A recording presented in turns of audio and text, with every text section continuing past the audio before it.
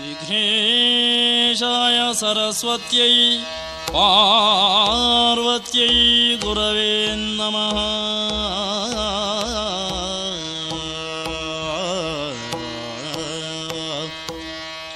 ದಕ್ಷಿಣಾಮೂರ್ತಿ ದೇವಾನಾಂ ಸಕಲ ಕಾರ್ಯ ವಿಜಯೀ ಭವ, ಸಕಲ ಕಾರ್ಯ ದಿಗ್ವಿಜಯೀ ಭವ.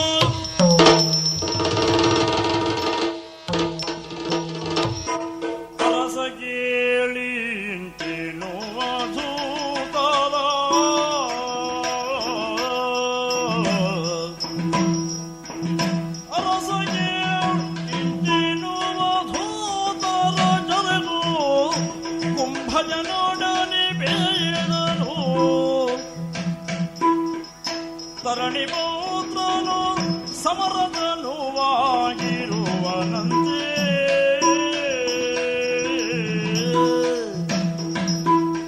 ಈ ಹಸ್ತಿನಾವತಿಯ ನೆಲದ ಸಂಬಂಧ ಈ ಕೌರವನ ತಲೆ ಬೇಕಿದ್ರೂ ಹೋಗಲಿ, ಛಲ ಮಾತ್ರ ನಾನು ಬಿಡುವವನಲ್ಲ, ಬಿಡಲಾರೆ. ಈ ಛಲಕ್ಕೆ, ಈ ಹಠಕ್ಕೆ ಕಾರಣ ಇಷ್ಟೇ. ಈ ನೆಲದಲ್ಲಿ ಹುಟ್ಟಿ ಬೆಳೆದಂತಹ ನನಗೆ ಈ ಮಣ್ಣಿನ ಮೇಲೆ, ಈ ಸಂಪತ್ತಿನ ಮೇಲೆ ವಿಶೇಷವಾದ ಮೋಹ ಮತ್ತು ಮಮಕಾರ. ಹಾಗಾಗಿ ಹಸ್ತಿನಾವತಿ ಒಡೆದು ಇಬ್ಬಾಗ ಆಗಬಾರದು. ಒಂದು ಖಡ್ಗಕ್ಕೆ ಹಿಡಿ ಎರಡು ಇರಕೂಡದು. ಕೌರವರು ಆಳಬೇಕು, ಅಲ್ಲದಿದ್ದರೆ ಪಾಂಡವರು ಆಳಬೇಕು. ನಾನು ನಿರಂತರ ಘೋಷಿಸಿದ ಘೋಷಣೆ ಹಾಗೆ. ಆದ್ದರಿಂದಲೇ ಕೃಷ್ಣ ಸಂಧಾನಕ್ಕೆ ಬಂದ ಕಾಲದಲ್ಲಿ ಸಾಮದಿಂದ 5 ಗ್ರಾಮವನ್ನು ಕೇಳಿದ್ದಕ್ಕೆ ಸೂಜಿಯ ಮನೆ ಊರುವಷ್ಟು ಜಾಗವನ್ನು ಸಾಮದಿಂದ ಕೊಡಲಾರೆ.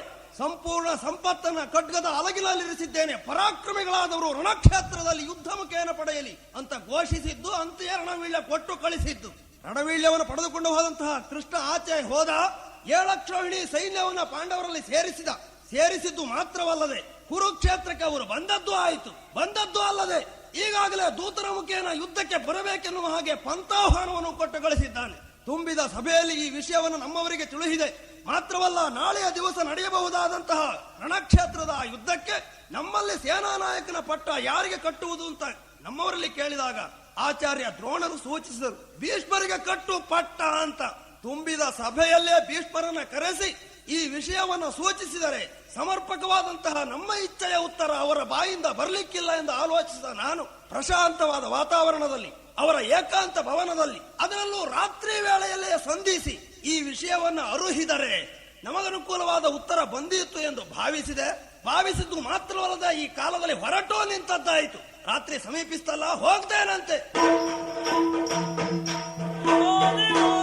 ರಾತ್ರಿಯಲ್ಲಿ ಕೌರವನೈದೆ ಭೀಷ್ಮಗೆ ನಮಿಸಿ ನಿಂದಿರೆ ಮೇಧಿನಿ ಬಾರೆನೋದ ಅಪ್ಪಿ ವಿನೋದದಿಂದ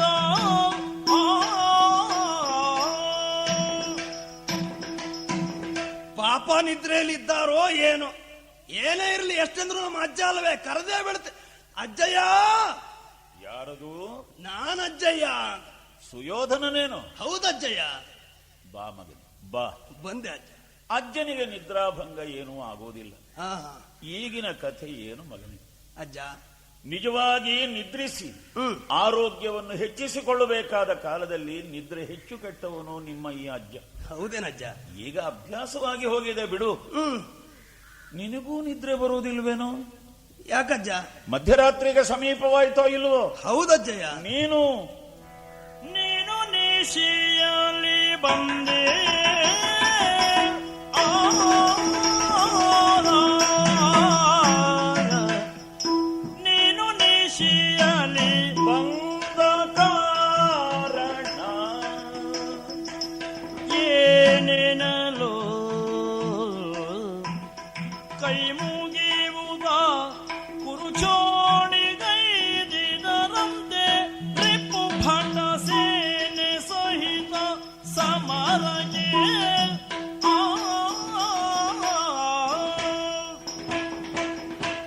ಹಗಲೂ ಕೂಡ ಒಬ್ಬನೇ ಸಂಚರಿಸಬೇಕಾದಂತಹ ಪರಿಸ್ಥಿತಿ ಅಲ್ಲ ಮಗನೇ. ಹೌದಜ್ಜಯ್ಯ. ಪರಿಸರವನ್ನು ಅಷ್ಟು ಕೆಡಿಸಿಕೊಂಡಿರುವಿರಿ ಎಲ್ಲವರು. ಈ ಮಧ್ಯರಾತ್ರಿಯ ಹೊತ್ತಿಗೆ ಏಕಾಂಗಿಯಾಗಿ ಅಬ್ಬಾ ಇಷ್ಟು ದೂರ ಬಂದೇ ಅಲ್ಲ. ನಿನ್ನ ಧೈರ್ಯಕ್ಕೆ ಏನು ಕೊಟ್ಟರು ಕಡಿಮೆ ಮಗನೇ. ನೀನೇನು ಇನ್ನೂ ಕೂಡ ಬರೇ ಹುಡುಗ ಅಂತ ತಿಳ್ಕೊಂಡಿದ್ದೀಯೋ? ಏನಜ್ಜ? ಕೇಳಿ ಕೇಳಿ, ಸದ್ಯ ಮಹಾರಾಜಾಧಿರಾಜ ನೀನು. ರಾಜನಾದವ ಆ, ಶಯ್ಯಾಗಾರದಿಂದ ರಾಜಸಭೆಗೆ ಒಬ್ಬನೇ ಬರಕೂಡುದು. ಇದೆಲ್ಲ ನಿಮಗೆ ಹೇಳೋದು ಯಾಕೆ ಬಿಡು. ಒಟ್ಟು ಅಜ್ಜ ಒಬ್ಬ ಇದ್ದಾನೆ, ಅಜ್ಜ ಇದ್ದಾನೆ, ಆದ ಕಾರಣ ಎಲ್ಲಿಯೂ ಹೋಗ್ತೀರಿ, ಏನೋ ಮಾಡ್ತೀರಿ. ಅದೇ ಧೈರ್ಯ ಅಜ್ಜಯ್ಯ.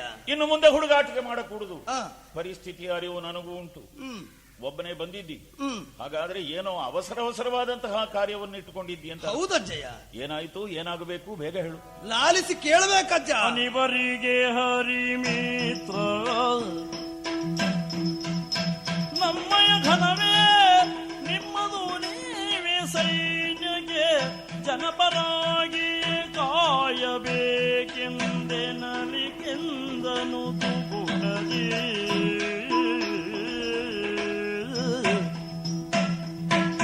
ಅಜ್ಜ, ಏನಪ್ಪ? ನನಗೂ ಪಾಂಡವರಿಗೂ ಆಗದೇ ಇರುವಂತಹ ಈ ವಿಷಯ ಮತ್ತೆ ಪೀಠಿಕೆಯಿಂದ ನಾನು ಹೇಳಬೇಕಾದಿಲ್ವಲ್ಲ ಅಜ್ಜಯ್ಯ. ನೀನು ಹೇಳಿದಷ್ಟು ನನಗೆ ಸಂಕಟ ಹೆಚ್ಚಾಗ್ತದೆ. ಆ ಸಂಬಂಧ ನಮ್ಮವರಿಗೂ ಏರ್ಪಟ್ಟಂತಹ ಕಲಹ. ಅಜ್ಜ, ನಿನ್ನೆ ಕೃಷ್ಣ ಬಂದವ ರಣವೀಳ್ಯವನ್ನು ಪಡ್ಕೊಂಡು ಹೋದದ್ದು ಮಾತ್ರವಲ್ಲದೆ ಇಂದು ಪಾಂಡವರ ಪಕ್ಷವನ್ನ ಸೇರಿ 7 ಅಕ್ಷೋಹಿಣಿ ಸೈನ್ಯವನ್ನ ನೆರಹಿಕೊಂಡು ಕುರುಕ್ಷೇತ್ರಕ್ಕೆ ಧಾವಿಸಿ ಬಂದಿದ್ದಾರೆ. ಅಜ್ಜಯ್ಯ, ಏನಪ್ಪ? ನನ್ನ ಮೇಲೆ ಎಷ್ಟು ಹಗೆ ಉಂಟು ಎಂಬುದಕ್ಕೆ ಒಂದೇ ಒಂದು ಸಾಕ್ಷಿ. ಏನು? ನನಗಿಂತ ಮುಂದಾಗಿ ಆ ಪಾಂಡವರು ಅಲ್ಲಿ ಬಂದು ಸೇರಿದ್ದಾರೆ. ಯುದ್ಧಕ್ಕೆ ಪಂಥಾಭಾನ ನಮಗೀಗ ಕೊಟ್ಟು ಕಳಿಸಿದ್ದಾರೆ. ಹಾ? ಅಜ್ಜಯ್ಯ, ಏನು? 7 ಅಕ್ಷೋಹಿಣಿ ಸೈನ್ಯ ಇರಲಿ, ಜೊತೆಗೆ ಪಾಂಡವರಿರಲಿ, ಅವರ ಭೀತಿ ಭಯ ನನಗಿಲ್ಲ ಅಜ್ಜ. ಹಾ? ಆದ್ರೆ ಪಾಂಡವರ ಪಕ್ಷವನ್ನ ಅಂತೂ ಹಾ. ಈ ಕಾಲದಲ್ಲಿ ಬಂದವ ಕೃಷ್ಣನೇ ಇದ್ದಾನೆ. ಹೌದು. ಅವನಿಗೆ ನಾನು ನಿಜಕ್ಕೂ ಹೆದರ್ತಾ ಇದ್ದೇನೆ. ಪ್ರಪಂಚ ಹೆದರಬೇಕು ಭಗವಂತನಿಗೆ. ಹೌದಜ್ಜ, ಆದ್ರೆ ನಮ್ಮ ತಿಳುವಳಿಕೆ ಪ್ರಕಾರ ನಮ್ಮ ಅಜ್ಜ ಹೆದರ್ಲಿಕ್ಕಿಲ್ಲ. ನನಗೆ ಹೆದರಿಕೆ ಯಾಕಿಲ್ಲ ಗೊತ್ತೋ? ಯಾಕಜ್ಜಯ್ಯ? ಅಶಾಸ್ತ್ರೀಯವಾದದ್ದು ನನ್ನ ಒಳಗೂ ಇಲ್ಲ, ಹೊರಗೂ ಇಲ್ಲ. ಹ್ಮ್ ಧಾರ್ಮಿಕನಾಗಿ ಬದುಕಿದ್ದೇನೆ ಅಂತ ಆತ್ಮವಿಶ್ವಾಸ. ಹ್ಮ್ ಎಲ್ಲಿ ಧಾರ್ಮಿಕತೆ ಇದೆ ಅಲ್ಲಿ ಭಗವಂತನ ಪರಿಪೂರ್ಣ ಅನುಗ್ರಹ ಇದೆ ಅಂತ ನಂಬಿದ ಹಿರಿಯರು ನಾವು. ಹೌದಜ್ಜ. ನನಗೆ ಕೃಷ್ಣನ ಭಯವೇ. ಹಾ. ನನಗೆ ಹೆದರಿಕೆ ಯಾರದು ಯಾರದಜ್ಜ?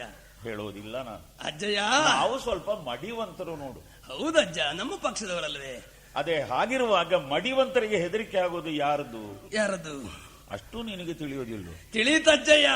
ಅಜ್ಜ, ಆ ಕೃಷ್ಣನ ಕುಟಿಲ ಕಾರಸ್ಥಾನಕ್ಕೆ ಒಂದು ಮದ್ದು ಅರಿಯುವುದಿದ್ರೆ ಹಾ, ನಮ್ಮ ಪಕ್ಷದಲ್ಲಿ ನೀವೇ ಎಂದು ಭಾವಿಸಿದಂತಹ ನಾನಾಗೆ ಬಂದದ್ದು ಅಲ್ಲ. ಹಾ? ನಮ್ಮ ಆಚಾರ್ಯರು ದ್ರೋಣಾಚಾರ್ಯರೇ ತಿಳಿಸಿದ್ದಾರೆ. ಏನು? ಅವರಿಗೆ ಹದ ಹಾಕಬೇಕಿದ್ರೆ ಹಾ, ಅಜ್ಜರಾದಂತಹ ಭೀಷ್ಮರಿಗೆ ಪಟ್ಟ ಕಟ್ಟಬೇಕು. ಹಾ, ಸೇನಾ ನಾಯಕರಾಗಿ ಅವರು ಬಂದರೆ ಹಾ. ಪಾಂಡವರನ್ನು ಖಂಡಿತ ಮಣ್ಣುಗೂಡಿಸ್ತಾರೆ. ಅವರ ಮಾತಿಗೆ ಒಪ್ಪಿ ಅವರ ಅಭಿಪ್ರಾಯದಂತೆ ಈ ರಾತ್ರಿ ಕಾಲದಲ್ಲಿ ಬಂದಿದ್ದೇನೆ. ಅಜ್ಜ, ನಾಳಿನ ದಿವಸ ನಡೆಯಬಹುದಾದಂತಹ ಯುದ್ಧಕ್ಕೆ ಹಾ. ತಾವು ಸೇನಾ ನಾಯಕರಾಗುವುದರ ಮುಖೇನ ಪಾಂಡವರನ್ನ ಸೋಲಿಸಿ ಅಲ್ಲ ಕೊಲ್ಲುವುದರ ಮುಖೇನ ಸಂಪೂರ್ಣ ಈ ಹಸ್ತಿನಾವತಿಯ ಸ್ಥಿರ ಸಾಮ್ರಾಜ್ಯ ನನ್ನದಾಗಿಸಿಕೊಡ್ಬೇಕಜ್ಜ. ಅರ್ಥವಾಯ್ತು, ಅರ್ಥವಾಯ್ತು. ನಿನ್ನ ಪ್ರಯೋಜನಕ್ಕಲ್ಲದೆ ನೀನು ಬಾಕಿದ್ದವರ ಉಪಕಾರಕ್ಕೆ ಬರುವುದಿಲ್ಲ ಅಂತ ನನಗೆ ಮೊದಲೇ ಗೊತ್ತಿತ್ತು. ಯಾಕಜ್ಜ? ಚಿಂತಿಲ್ಲ, ಎಷ್ಟಿದ್ರು ನೀನು ನಮ್ಮ ಹುಡುಗನೇ ತಾನೆ. ಅಲ್ವೇಜ್ಜ? ದ್ರೋಣಾಚಾರ್ಯರು ನನ್ನ ಹೆಸರನ್ನು ಸೂಚಿಸಿದ್ರು. ಹೌದಜ್ಜಯ್ಯ. ಬಹುಶಃ ಅವರು ಯಾವ ಅರ್ಥವನ್ನು ಇಟ್ಟುಕೊಂಡು ಹೆಸರನ್ನು ಹೇಳಿದ್ರೋ ನಾನು ಅರಿಯೆ. ಯಾಕಜ್ಜ? ಬಹುಶಃ ಅವರ ಅವಗಾಹನೆಗೆ ಬಂದಿರಬೇಕು. ಏನು ಹೇಳಿದ್ರು ಮುದುಕ ಅದಕ್ಕೆ ಇಳೀಲಿಕ್ಕಿಲ್ಲ, ಆದ ಕಾರಣ ಯುದ್ಧ ನಡೆಯಲಿಕ್ಕಿಲ್ಲ. ಓಹೋ, ಹೋಗ್ಲಿ ಬಿಡು. ಈಗ ನೀನು ಭರವಸೆಯನ್ನು ಇಟ್ಟುಕೊಂಡು ಬಂದಿದ್ದಿ. ಹೌದಜ್ಜಯ್ಯ. ಅಜ್ಜನಿಗೆ ಸೇನಾಧಿಪತ್ಯವನ್ನು ಕೊಟ್ಟರೆ ಯುದ್ಧದಲ್ಲಿ ಜಯಿಸಿ ಏನು? ಖಂಡಿತ ಕುಮಾರ, ಅಜ್ಜಯ್ಯ. ಜಯಿಸುವ ಸುದ್ದಿಯನ್ನು ಆಮೇಲೆ ವಿಮರ್ಶಿಸೋಣ. ಯುದ್ಧ ಅನಿವಾರ್ಯವೋ? ಮತ್ತೆ ಬುಡಕ್ಕೆ ಬಂದ್ರಲ್ಲ ಅಜ್ಜಯ್ಯ. ನಾನು ನಿಮಗೆಲ್ಲರಿಗೂ ಬುಡ ಅಲ್ವೋ ಮಗನೇ? ಹೌದಜ್ಜಯ್ಯ. ಹಾಗೆ ಹೇಳು. ಹೌದಜ್ಜಯ್ಯ. ನೀವೆಲ್ಲ ಶಾಖೋಪಶಾಖೆಗಳು. ಶಾಖೋಪಶಾಖೆಗಳಿಗೆ ಏನು ಮುರಿದರೂ ನಡೆಯುತ್ತದೆ, ಮತ್ತೊಬ್ಬ ತುಂಡು ಮಾಡಿ ಕತ್ತರಿಸಿದರೂ ನಡೆಯುತ್ತದೆ, ಚಿಗುರುತ್ತದೆ. ಬುಡವೇ ಕಡಿಯಲ್ಪಟ್ರೆ ಕುಮಾರ ಅಜ್ಜಯ್ಯ, ಹಾಳಾಗಿ ಹೋದೆ ಮಗನೇ. ಯಾಕಜ್ಜ? ಎಲೆ ಮರುಳೆ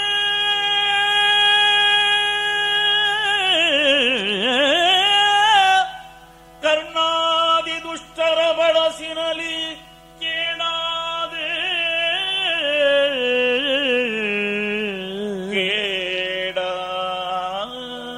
ವಂಶಕ್ಕೆ ನಳಿನ ನೇತ್ರನ ಅಳವಿಗಾನುವರಾರು ನಳಿನ ನೇತ್ರನ ಅಳವಿಗಾನುವರಾರು ಲೋಕದಲ್ಲಿ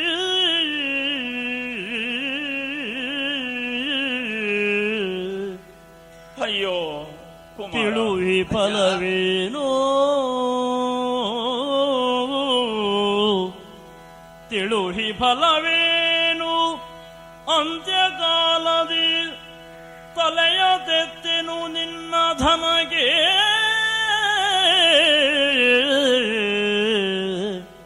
ಅಂತ್ಯಕಾಲದಿ ತಿಳುಹಿ ಫಲ ಏನು ತಲೆಯ ತೆತ್ತೆನು ನಿನ್ನ ಧನಗೆ ಇನ್ನಳುಕದಿರು ಸೇನಾಧಿಪತ್ಯವ ಮಾಳ್ಬೆ ತಾನೆಂದ ಎಲೆ ಮರುಳೆ ಕೇಳು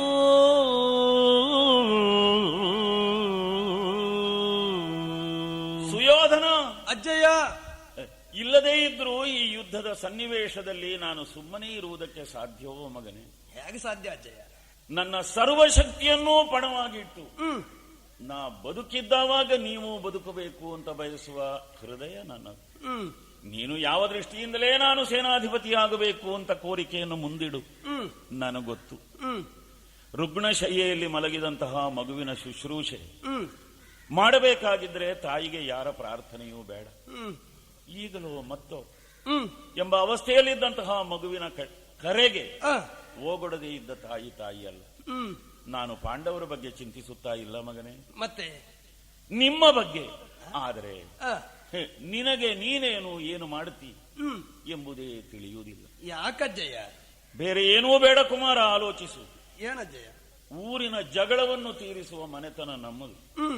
ಈಗ ನಮ್ಮಲ್ಲೇ ಜಗಳ ಪರಿಹರಿಸಲಿಕ್ಕೆ ಊರವರು ಬರಬೇಕಾಗಿದೆ. ಪರಿಸ್ಥಿತಿ ಹಾಗಾದದ್ದು. ಪರಿಸ್ಥಿತಿ ಅಲ್ಲ, ಪತನ ಮಗನೇ, ಪತನ. ನನ್ನಂತಹ ಅಭಿಮಾನಿಗೆ ಜನರ ಮುಂದೆ ತಲೆ ಎತ್ತಿ ನಡೆಯುವುದಕ್ಕಾಗೋದಿಲ್ಲ. ನಾನು ಈಗೀಗ ರಾಜ್ಯಸಭೆಗೆ ಯಾಕೆ ಬರೋದಿಲ್ಲ ಹೇಳು? ಯಾಕಜ್ಜ? ಸ್ವಲ್ಪ ಮರ್ಯಾದೆ ಉಂಟು ಮಗನೇ ನಮಗೆ. ನಿಮಗಿಲ್ಲ ಅಂತ ಅರ್ಥ ಅಲ್ಲ, ಮರ್ಯಾದೆಗೆ ಅರ್ಥ ಬೇರೆ ಬೇರೆ. ಅಜ್ಜ ಬ್ರಹ್ಮಚಾರಿಯಾಗಿದ್ದಾನೆ, ಸಿಂಹಾಸನ ತ್ಯಾಗ ಮಾಡಿದ್ದಾನೆ. ಇದಕ್ಕೆ ಊರವರು ಬೇಕಾದ ಕಥೆ ಕಟ್ಟಬಹುದು. ಪ್ರಾಮಾಣಿಕವಾಗಿ ನಾನು ಹೇಳ್ತೇನೆ, ವಂಶ ಗೌರವಕ್ಕೆ ಬೇಕಾಗಿ ನಾನು ಇವರ ಅಂಗೀಕರಿಸಿ. ದಾಸರಾಜನ ಮಗಳನ್ನು ಚಕ್ರವರ್ತಿಗಳು ಕೇಳಿ ಸಿಕ್ಕಲಿಲ್ಲ ಅಂತ ಆದರೆ ಅದಕ್ಕಿಂತ ದೊಡ್ಡ ಕೊರತೆ ಏನು ಮಗನೇ? ಕೇಳಿದ್ದು ಸರಿಯೋ ತಪ್ಪೋ ಅಂತ ಅಲ್ಲ.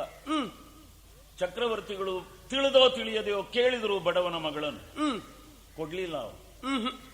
ಅದನ್ನು ಪರಿಹರಿಸುವುದಕ್ಕೆ ಬೇಕಾಗಿ ಸರ್ವತ್ಯಾಗಕ್ಕೆ ಹೊರಟಂತಹ ಮಹಾ ಮಾನಧನ ನಾನು. ಗೊತ್ತಜ್ಜ? ದೊಡ್ಡ ದೇವತಾ ಪುರುಷ ಅಂತ ನೀವು ಯಾರು ಹೊಗಳಬೇಡಿ. ದೊಡ್ಡವರು ದೊಡ್ಡವರಲ್ಲ, ಮನೆತನದ ಮರ್ಯಾದೆ. ಹೌದಜ್ಜ. ಆ ಮೇಲೂ ಮನೆತನದ ಮರ್ಯಾದೆಯನ್ನು ಉಳಿಸುವುದಕ್ಕೆ ಬೇಕಾಗಿ ನೋಡು ಮಗನೇ, ಈ ಮಧ್ಯರಾತ್ರಿಯವರೆಗೂ ಜೀವವನ್ನು ಹಿಡ್ಕೊಂಡು ಇಲ್ಲಿ ಉಳಿದಿದ್ದೆ.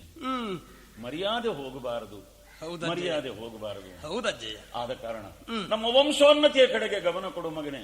ಅದಕ್ಕಾಗಿ ಆದರೂ ಸಂಧಿಯನ್ನು ಮಾಡು ಅಂತ ನಾವು ಹೇಳಿದ್ವಿ. ಈಗ ನೀನೇನ್ ಹೇಳ್ತೀವಿ? ಸಿಂಹಾಸನವನ್ನು ಸ್ಥಿರಗೊಳಿಸಬೇಕು. ಹೌದಜ್ಜಯ್ಯ. ಒಂದು ಮಾತು ಹೇಳ್ತೇನೆ ನಿನಗೆ, ಅಧಿಕಾರ ಪೀಠ ಗೌರವವನ್ನು ತಂದು ಕೊಡುವಂತಹದ್ದು ಹೌದು. ಅದು ನಮ್ಮ ಕೈಯಲ್ಲಿ ಇದ್ದಷ್ಟು ಕಾಲ. ನಾಳೆ ಅಧಿಕಾರ ಬಿಟ್ಟು ಹೋಯ್ತು, ಊರವರು ಕಲ್ಲು ಹೊಡೆಯುವಾಗ ಮಾಡಬಾರದು.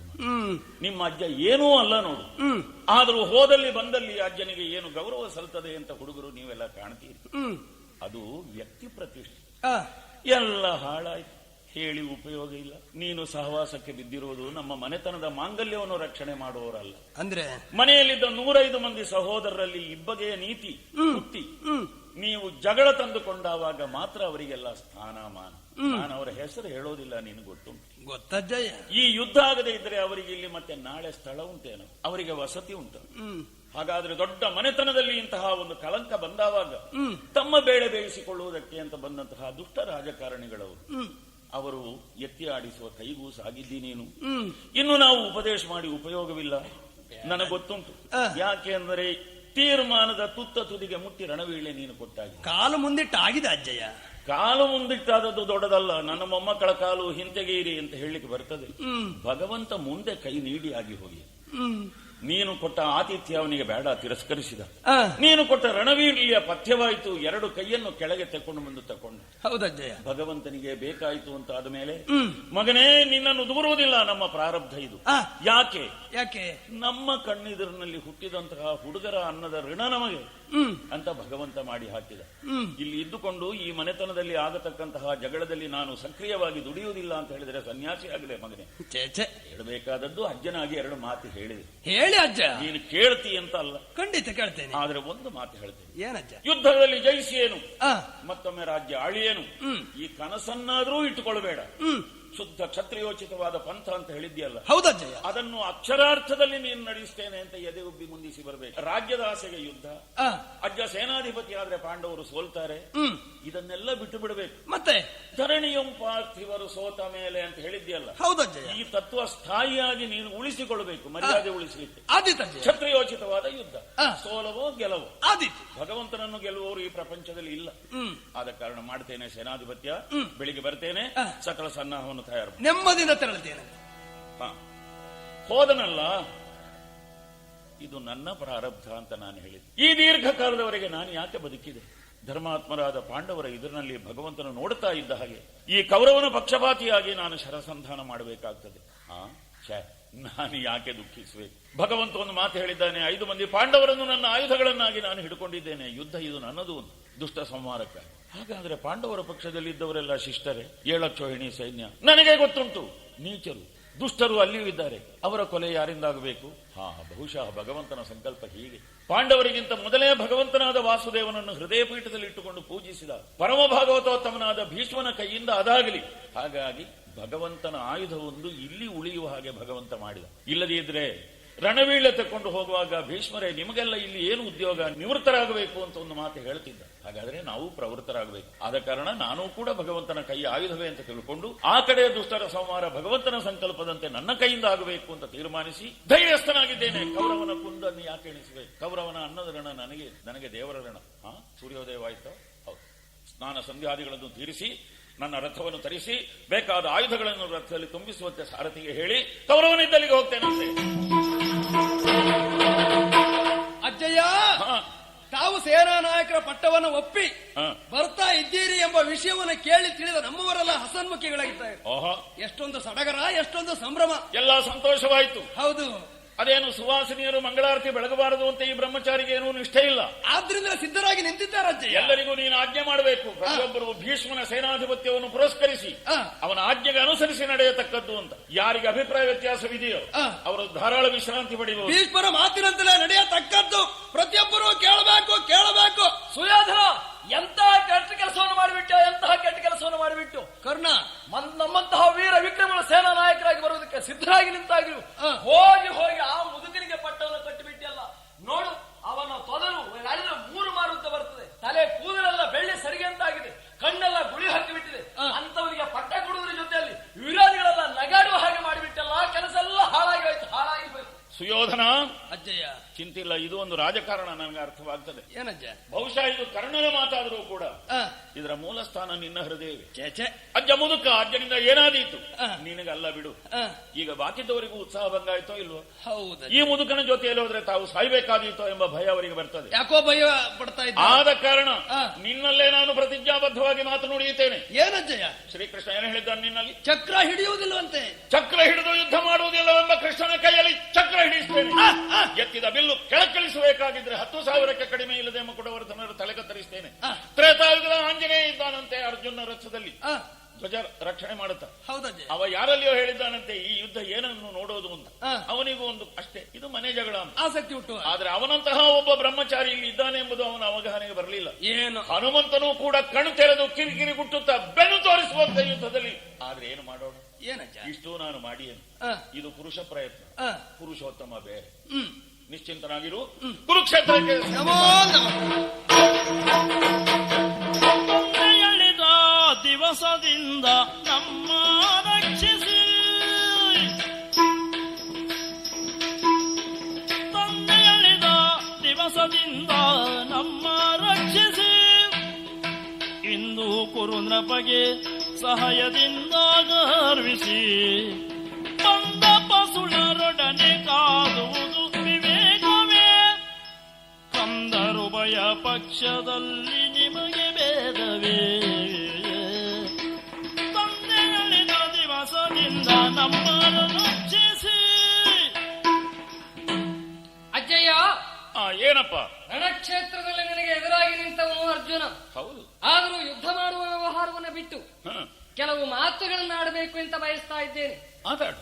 ಅನೇಕ ದಿನದಿಂದ ನನ್ನನ್ನು ಕಾಡುವಂತಹ ಒಂದು ಸಮಸ್ಯೆ. ಏನಪ್ಪ ಅದು? ಅದು ನಿನ್ನ ವ್ಯವಹಾರದ ಕುರಿತಾಗಿ. ಹಾ ಈ ಪಾಂಡವರು ಎನ್ನುವರು ಹಾ ಈ ವಂಶದ ಕುಡಿಗಳು ಎಂಬುದನ್ನ ಮಾಡಿ ತೋರಿಸಿದವನಿದ್ರೆ, ಹಾ ಒಂದು ದೃಷ್ಟಿಯಿಂದ ನಾವು ಮನುಷ್ಯರು ಎಂಬುದಾಗಿ ಪ್ರಪಂಚಕ್ಕೆ ತೋರಿಸಿದವನಿದ್ರೆ ನೀನು. ಹಾ ಇಂತಹ ನಮ್ಮ ಅಜ್ಜ ಭೀಷ್ಮ ಹಾ ಈ ಹೊತ್ತು ಈ ವ್ಯವಹಾರವನ್ನು ಯಾಕೆ ಕೈಗೊಂಡ ಎಂಬುದೇ ನನಗೆ ಅರ್ಥ ಆಗಲಿಲ್ಲ. ಹ್ಮ್ ಈ ಹೊತ್ತು ಕೌರವಾದಿಗಳು ನಮ್ಮನ್ನ ದ್ವೇಷಿಸ್ತಾ ಇರಬಹುದು, ಹಾ ಹಾಗೆಯನ್ನ ಸಾಧಿಸ್ತಾ ಇರಬಹುದು. ಹೌದು. ಆದ್ರೂ ಈ ಮನೆತನದಲ್ಲಿ ನಮ್ಮ ಹಿತವನ್ನು ಬಯಸಿದಂತಹ ನಮ್ಮ ಅಜ್ಜ ಒಬ್ಬ ಇದ್ದಾನೆ ಎನ್ನುವ ಸಮಾಧಾನ ನಮಗಿತ್ತು. ಹಾ ನಮ್ಮ ಕುರಿತಾಗಿ ಅವನ ಹೃದಯದಲ್ಲಿ ಸದ್ಭಾವನೆ ಇತ್ತು ಎಂಬುದಾಗಿ ಯೋಚಿಸಿದವರು ನಾವು. ಹಾ ಆದರೆ ಅಂತಹ ಅಜ್ಜ ಹಾ ಈ ಹೊತ್ತು ಕೌರವರ ಪಕ್ಷಪಾತಿಯಾಗಿ ಹಾ ಕೌರವರಿಗೆ ಆಶೀರ್ವಾದದ ಕೈಯನ್ನು ಎತ್ತಿ ಹಾ ತನ್ನ ಮೊಮ್ಮಕ್ಕಳೇ ಆಗಿರುವಂತಹ ಪಾಂಡವರ ಪಾಲಿಗೆ ಹಾ. ಕತ್ತಿಯನ್ನು ಹಿಡಿದು ರಣಕ್ಷೇತ್ರದಲ್ಲಿ ಎದುರಾಗಿ ನಿಂತರಲ್ಲ, ಅರ್ಜುನ, ಈ ಭೇದ ಭಾವನೆಯನ್ನ ಯಾಕೆ ಮಾಡಿದ ಎಂಬುದು ನನಗೆ ಸಮಸ್ಯೆ ಈಗ. ಅರ್ಜುನ, ಹ್ಮ್ ನೀವು ತಂದೆ ಹೇಳಿದ ಬಳಿಕ ಇಲ್ಲಿ ಬಂದಾಗ ಸ್ವಾಗತಿಸಿದವ ನಾನೇ. ಆ, ಆದ್ರೆ ಅಷ್ಟಕ್ಕೆ ನಮ್ಮ ವಂಶದ ಕಥೆ ಮುಗಿಯುವುದಿಲ್ಲ ಮಗನೇ. ಹ್ಮ್ ನೀವು ನಿಮ್ಮ ತಂದೆ ಹೇಳಿದ ನಂತರದ್ದೇ ಹೇಳ್ತೀರಿ. ಆ, ಈ ಅಜ್ಜ ತಂದೆ ಹೇಳಿದ ಬಳಿಕ ಇಲ್ಲಿ ಏನಾಗಿದ್ದ ಎಂಬುದು ನಿಮ್ಮ ಅವಗಾಹನೆಗೆ ಬರಲಿಲ್ಲ. ಹ್ಮ್ ಅದು ಹೋಗಲಿ, ನನಗೆ ನಿಮ್ಮಲ್ಲಿ ಏನು? ಆ, ನೀನು ನನ್ನಲ್ಲಿ ಎಲ್ಲ ಪ್ರಶ್ನಿಸುವುದು. ಆ, ಇದೆಲ್ಲ ಬಾಲಭಾಷೆ, ಇದು ನಡೀತದೆ ನಿಮಗೆ. ಹ್ಮ್ ಈ ಸಿಂಹಾಸನದ ರಕ್ಷಣೆಯ ಹೊಣೆ ನನ್ನ ತಲೆ ಮೇಲೆ ಬಿದ್ದದೆ ಮಗನೇ ಈ ಗಳಿಗೆಗೂ. ಆ, ಆದ್ರೆ ಹಕ್ಕುದಾರರು ಯಾರು ಅಂತ ಇತ್ಯರ್ಥ ಮಾಡೋದಕ್ಕೆ ಕಷ್ಟ ಸಾಧ್ಯವಾಗಿದೆ. ಆ, ಒಂದು ಕಾಲಕ್ಕೆ ನಾನೇ ಮಾಡಿ ತೋರಿಸಿದ್ದೇನೆ ಹಕ್ಕುದಾರರು ಪಾಂಡವರು ಅಂತ ಯುಧಿಷ್ಠಿರನಿಗೆ ಯುವರಾಜ್ಯಾಭಿಷೇಕವನ್ನು ಮಾಡಿ. ಹ್ಮ್ ಆ ಹಕ್ಕು ಯಾವುದೋ ಕಾರಣಕ್ಕೆ ನೀವು ಕಳ್ಕೊಂಡಿದ್ದೀರಿ ಅಥವಾ ನಿಮ್ಮ ಕೈಯಿಂದ ತಪ್ಪಿ ಹೋಗಿದೆ. ಆ, ಈಗ ನಿಜವಾದಂತಹ ಹಕ್ಕುಗಾರಿಕೆಯನ್ನು ನಿರ್ಣಯ ಮಾಡುವುದಕ್ಕೆ ಭಗವಂತನನ್ನೇ ಮುಂದಿಟ್ಟುಕೊಂಡು ಹ್ಮ್ ರಣಕ್ಷೇತ್ರವನ್ನೇ ನೀವು ಆರಿಸಿದ್ದೀರಿ ಎಂದಾದ ಮೇಲೆ ಆ, ಇದು ಎಷ್ಟರ ಮಟ್ಟಿಗೆ ಸರಿ ತಪ್ಪು ಅಂತ ಸಾವಧಾನವಾಗಿ ನೀನು ಭಗವಂತನಾದ ಶ್ರೀಕೃಷ್ಣನಲ್ಲೇ ಕೇಳು. ಹ್ಮ್ ಆದ್ರೆ ಒಂದು ಪ್ರಶ್ನೆ ಉಂಟು ನಿನ್ನಲ್ಲಿ. ಏನು? ಈಗ ಈ ಅಜ್ಜ ಏನು ಮಾಡಬೇಕಿತ್ತು ಅಂತ ನೀವು ಹೇಳೋದು? ನಾನು ಸೇನಾಧಿಪತಿಯಾಗಿ ಬಂದದ್ದು ಅಪರಾಧ. ಹ್ಮ್ ಅದಲ್ಲದಿದ್ರೆ ಏನು ತುಳಸಿ ಮಣಿ ಮಾಲೆ ಹಿಡ್ಕೊಂಡು ಜಪ ಮಾಡಬೇಕು ಅಂತಲೋ? ಕ್ಷತ್ರಿಯನಾದ ನನಗದು ತಕ್ಕದ್ದು. ನನ್ನ ಕೈಯಿಂದ ಈ ಸಿಂಹಾಸನವನ್ನು ಪಡೆಯತಕ್ಕ ಒಬ್ಬ ಹುಡುಗ ನಮ್ಮ ಕುಟುಂಬದಲ್ಲಿ ಹುಟ್ಟಿ ಬಂದ್ರೆ ಆವಾಗ ಬಿಡಬಹುದಾಗ್ತದೆ. ಹ್ಮ್ ಅದಲ್ಲದಿದ್ರೆ ಹೇಗೆ? ಆದ ಕಾರಣ ನೀನು 3 ಲೋಕದಲ್ಲಿ ಜಯಿಸಿದ್ದೋ ಆ. ಅದು ಒಂದು ಇದಕ್ಕೆ ಸಾಕಾಗೋದಿಲ್ಲ. ಈ ಅಜ್ಜನ ಕೈಯಿಂದ ನೀನು ಮೆಚ್ಚುಗೆಯನ್ನು ಪಡೆದರೆ ನಿನ್ನ ಬಗ್ಗೆ ಭರವಸೆಯನ್ನು ತಾಳಿಕೊಂಡು ನನಗೆ ಏನಾಗಬೇಕು ಮಗನೇ, ರಾಮಕೃಷ್ಣ ಗೋವಿಂದ ಅಂತ ಕಣ್ಣು ಮುಚ್ಚಲಿಕ್ಕೆ ನಾನು ದಿವಸ ನೋಡ್ತಾ ಇದ್ದೇನೆ. ಆದ ಕಾರಣ ಏನೇನು ಅಸ್ತ್ರಗಳಿವೆ ನಿನ್ನಲ್ಲಿ ಆ. ನೋಡೋಣ, ಪರೀಕ್ಷೆ ಮಾಡೋಣ. ಪರಶುರಾಮ ದತ್ತ ಶರವ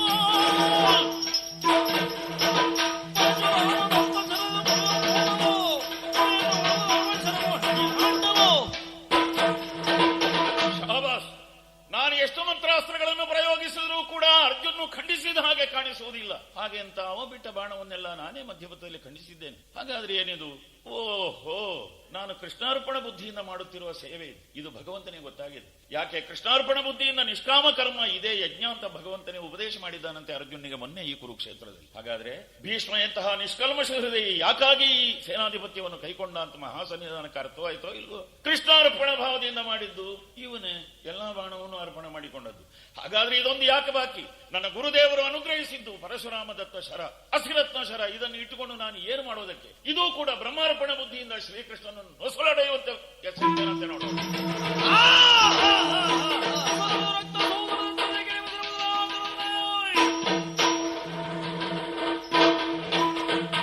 ನಿರಾಯುಧನಾಗಿ ಭಾರತದ ಸಾರಥ್ಯವನ್ನು ನಿರ್ವಹಿಸುತ್ತಿದ್ದಾಗ ನನ್ನ ಹಣೆಗೆ ತಾಕುವಂತೆ ಆ ಭೀಷ್ಮ ಬಾಣವೊಂದನ್ನು ಹೂಡಿದನಲ್ಲ, ಯಾರೇ ಬಂದು ಅಡ್ಡಯಿಸಿದ್ರು ಬಿಡದೆ ಈ ಭೀಷ್ಮನನ್ನು ಕೊಂದು ಕಳೆಯಬೇಕಾಗಿ ಚಕ್ರಧಾರಿಯಾಗಿ ಯಾರೂ ಭಯಪಡಬೇಡಿ, ಇಳಿದಿದ್ದೇನೆ. ಯಾರೂ ಭಯಪಡಬೇಡಿ. ಏನು ಮಾಡ್ತಾನೆ ಅಂತ ಮೊದಲೇ ಸೂಚನೆ ಕೊಟ್ಟು ಘೋಷಣೆ ಹೊರಡಿಸಿ ಕೆಲಸ ಮಾಡುವವನಲ್ಲ ಇವ. ಮಾಡಿದ ಮೇಲೆ ಏನು ಮಾಡಿದ ಅಂತ ನಾವೆಲ್ಲ ವ್ಯಾಖ್ಯಾನ ಮಾಡಬೇಕಾದ್ದು. ಕೊಲ್ಲುತ್ತೇನೆ ಅಂತ ಚಕ್ರ ಧರಿಸಿ ಮುಂದೆ ಬಂದಿದ್ದಾನಲ್ಲ, ಸೈನಿಕರು ಯಾರೂ ಭಯಪಡಬೇಡಿ. ನಾನೇ ಮುಂದೆ ಹೋಗ್ತೇನೆ ರಥದಿಂದ ಇಳಿದು. ಸ್ವಾಮಿ ಸ್ವಾಮಿ ಶ್ರೀ ಮನೋಹರ ಸ್ವಾಮಿ ಪರಾತು ಶ್ರೀ ಮನೋಹರ ಸ್ವಾಮಿ ಪರಾತು ಪ್ರೇಮದೋ ಎನ್ನಯ ಮಾತಲಾಲಿಸಬೇಕು.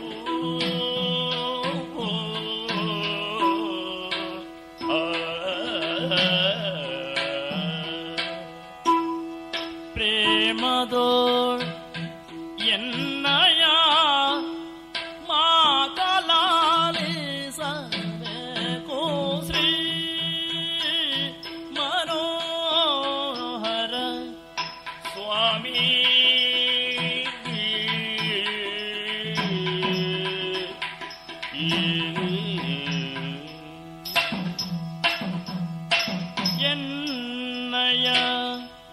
ಕಂಠವ ಇರಿಯಲು ಚಕ್ರವ ಚಿನುಮಯ ಕೈಯಲ್ಲಿ ಪಿಡಿದಿಹಿಯ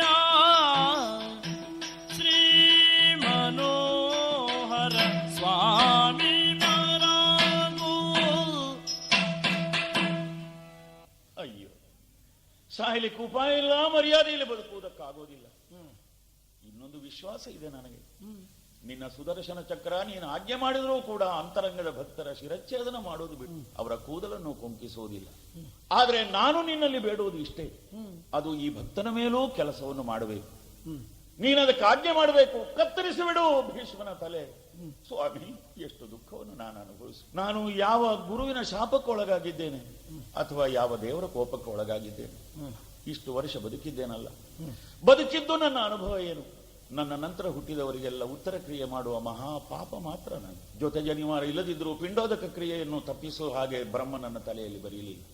ಸಾಕು ಸಾಕು ಸಾಕು, ನನಗೊತ್ತುಂಟು ನನ್ನ ಮೊಮ್ಮಕ್ಕಳೆಲ್ಲ ಈ ದುರಂತವಾದಂತಹ ಮಹಾಮಾರಣದಲ್ಲಿ ಹವಿಸ್ಸಾಗಿ ಸಮರ್ಪಿಸಲ್ಪಡ್ತಾರೆ ನಿನ್ನ ಸಂಕಲ್ಪದ ಪ್ರಕಾರ.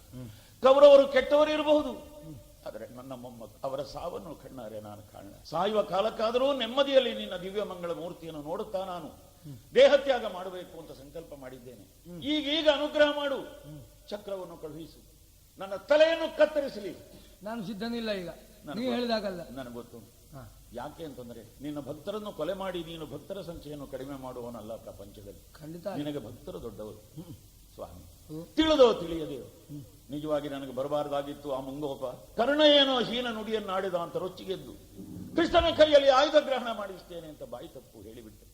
ನನ್ನ ಮಾತನ್ನು ಸತ್ಯ ಮಾಡೋದಕ್ಕೆ ಬೇಕಾಗಿ ನಿನ್ನ ಪಾತ್ರವನ್ನು ನೀನು ಸಣ್ಣದು ಮಾಡಿ ಆದರೂ ನನ್ನ ಮಾತನ್ನು ನಡೆಸಿದೆಯಲ್ಲ, ಅನಂತ ಅನಂತ ಧನ್ಯವಾದಗಳು. ಆದರೆ ನನ್ನ ಪ್ರಾರ್ಥನೆಯನ್ನು ನೀನು ಬಹುಮಾನಿಸಬೇಕು. ನಾನು ಇಚ್ಛಾಮರಣಿ, ಸತ್ಯ. ಯುದ್ಧದಲ್ಲಿ ನನ್ನನ್ನು ಗೆಲ್ಲುವವರು ಯಾರೂ ಇಲ್ಲ. ಅಂಬೆಯ ಪ್ರಕರಣ ನಿನ್ನ ಅವಗಾಹನೆಗೆ ತರ್ತೇನೆ. ಅವಳೊಂದು ಮಾತು ಹೇಳಿದ್ದಾಳೆ, ಏನು? ಗಂಡಸರಲ್ಲಿ ನಿನ್ನನ್ನು ಜಯಿಸುವವರು ಇಲ್ಲ, ಹೆಂಗಸರಿಗೆ ನೀನು ಸೋಲುವುದಿಲ್ಲ. ಅದು ಸತ್ಯವೇ, ಅದು ನಿನಗೂ ಗೊತ್ತುಂಟು. ಆದರೆ ಅದೇ ಜೀವ ಈಗ ಏನಾಗಿ ಬಂದದೆ ಎಂಬುದು ಸನ್ನಿಧಾನಕ್ಕೆ ಗೊತ್ತು, ಚೆನ್ನಾಗಿ ಗೊತ್ತು. ಧ್ರುಪದ ಪುತ್ರನಾಗಿ ಹುಟ್ಟಿಕೊಂಡಿದ್ದಾನಲ್ಲ, ಸದ್ಯ ಗಂಡುಸೇ ಆಗಿದ್ದಾನೆ, ಮಹಾರಥಿ ಆಗಿದ್ದಾನೆ, ದ್ರೋಣ ಶಿಷ್ಯನೇ ಆಗಿದ್ದಾನೆ. ನನ್ನ ವ್ರತ ಗೊತ್ತು, ಹೆಣ್ಣಾಗಿ ಗಂಡಾದವನು, ಗಂಡಾಗಿ ಹೆಣ್ಣಾದವನು, ಈ ತರದ ಉಭಯಲಿಂಗಿ ಯಾರು ಇರ್ತಾನೋ ಅವನ ಮುಂದೆ ಶಸ್ತ್ರ ಸನ್ಯಾಸ ಮಾಡ್ತೇನೆ. ಹೇಗೂ ಇದ್ದಾನಲ್ಲ ಪಾಂಡವರ ನೆಂಟನಾಗಿ, ಅವನನ್ನು ನನ್ನ ಕಣ್ಣ ಮುಂದೆ ತಂದು ನಿಲ್ಲಿಸು, ಆಯುಧ ತ್ಯಾಗ ಮಾಡ್ತೇನೆ. ನಿನ್ನ ದಿವ್ಯಮಂಗಳ ವಿಗ್ರಹವನ್ನು ಹೃದಯ ಕಮಲದಲ್ಲಿ ಇಟ್ಟುಕೊಂಡು ಉತ್ತರಾಯಣ ಬರುವಲ್ಲಿವರೆಗೆ ಶರತಲ್ಪದಲ್ಲೇ ಪೌಡಿಸ್ತೇನೆ. ನನ್ನಂಥವನಿಗೆ ವೀರಮರಣವೇ ಬರಬೇಕು, ನನ್ನಂಥವನಿಗೆ ರಣಕ್ಷೇತ್ರವೇ ಕೊನೆಯ ಮಹಾ ಸಮಾಧಿಗೆ ಕ್ಷೇತ್ರವಾಗಬೇಕು. ಜಯ ಜಯ ಜಯ ಜಯ. ಕೇಳಿದೆಯಲ್ಲ, ಅಂತೂ ಆಚಾರ್ಯ ಭೀಷ್ಮರದ್ದಾದಂತಹ ನಿವೃತ್ತಿಯನ್ನು ನಾವು ಸಾಧಿಸಿದ ಹಾಗಾಯ್ತು. ಸರಿ, ಅದು ಆಚಾರ್ಯ ದ್ರೋಣರ ಸೈನ್ಯಾಧಿಪತ್ಯದಲ್ಲಿ ಯುದ್ಧ ಸಿದ್ಧತೆ ನಡೆದಿದೆಯಲ್ಲ, ಸಾಗಲಿ ಆ ಮಹಾರಣಕಣ. ಅಧಿಕಾರವನ್ನು ವಹಿಸಿಕೊಂಡಂತಹ ಅಜ್ಜಯ ಭೀಷ್ಮಾಚಾರ್ಯರು 10 ದಿವಸದವರೆಗೆ ಯುದ್ಧ ಮಾಡಿ ಕೊನೆಯಲ್ಲಿ ಸರಳ ಮಂಚವನ್ನು ಅಲಂಕರಿಸಿದ್ರು. ಆ ನಂತರದಲ್ಲಿ ಗುರುಗಳಂತಹ ದ್ರೋಣಾಚಾರ್ಯರು ಅಧಿಕಾರಕ್ಕೆ ಬಂದು 3 ದಿವಸ ಯುದ್ಧವನ್ನು ಮಾಡಿದ್ರು. ಇವತ್ತು 4ನೇ ದಿವಸದ ಯುದ್ಧ. ಇವತ್ತು ಚಕ್ರವ್ಯೂಹವನ್ನ ಬಂಧಿಸಿ ಯುದ್ಧಕ್ಕೆ ಆಹ್ವಾನವನ್ನು ಕೊಡ್ತಾ ಇದ್ದಾರೆ. ಅಂತಹ ಯುದ್ಧವನ್ನ ಹೋರಾಡಬಲ್ಲಂತಹ ವ್ಯಕ್ತಿಗಳು ನಮ್ಮಲ್ಲಿ ಕೆಲವೇ ಜನ ಇದ್ರು, ಬರುವಂತಹ ಸ್ಥಿತಿಯಲ್ಲಿ ಅವರಿಲ್ಲ. ಆ ಕಾರಣವಾಗಿ ನಮ್ಮ ಪಾಲಿಗೆ ಯುದ್ಧವನ್ನೇ ಹೋಗಿ ಹೋರಾಡುವಂತಹ ವ್ಯಕ್ತಿಗಳು ಯಾರೇ ಇಲ್ಲವೇ. ನಮ್ಮ ಪಾಲಿಗೆ ಈ ರೀತಿಯಂತಹ ಸೋಲು ಬರುವಂತಹ ಪರಿಸ್ಥಿತಿ ಆಯ್ತೆ, ಏನು ಮಾಡ್ಲಿ ಅನ್ನುವುದೇ ನನ್ನ ಪಾಲಿಗೆ ಅರ್ಥ ಆಗ್ತಾ ಇಲ್ವಲ್ಲ.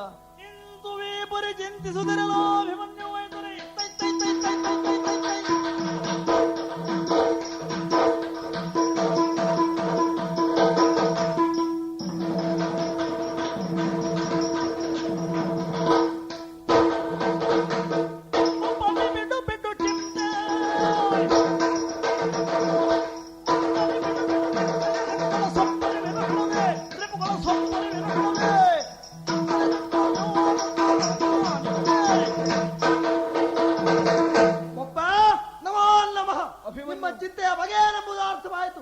ಚಿಂತೆಯನ್ನ ಬಿಡಿ, ನನಗೆ ಅಪ್ಪಣೆ ಕೊಡಿ. ಕ್ಷಣಾರ್ಥದಲ್ಲೇ ಕುರುಸೇನೆಯನ್ನ ನಿರ್ಮೂಲನ ಮಾಡಿ ಅಪ್ಪ ಈ ಅಭಿಮನ್ಯು ಯುದ್ಧ ಸಮಾಪ್ತಿಗೊಳಿಸ್ತಾನೆ, ಕೊಡಿ ಅಪ್ಪಣೆ. ಮಗು ಅಭಿಮನ್ಯು, ಯುದ್ಧಕ್ಕೇನೋ ಅಪ್ಪಣೆನ ಕೇಳ್ತಾ ಇದ್ದೀಯ?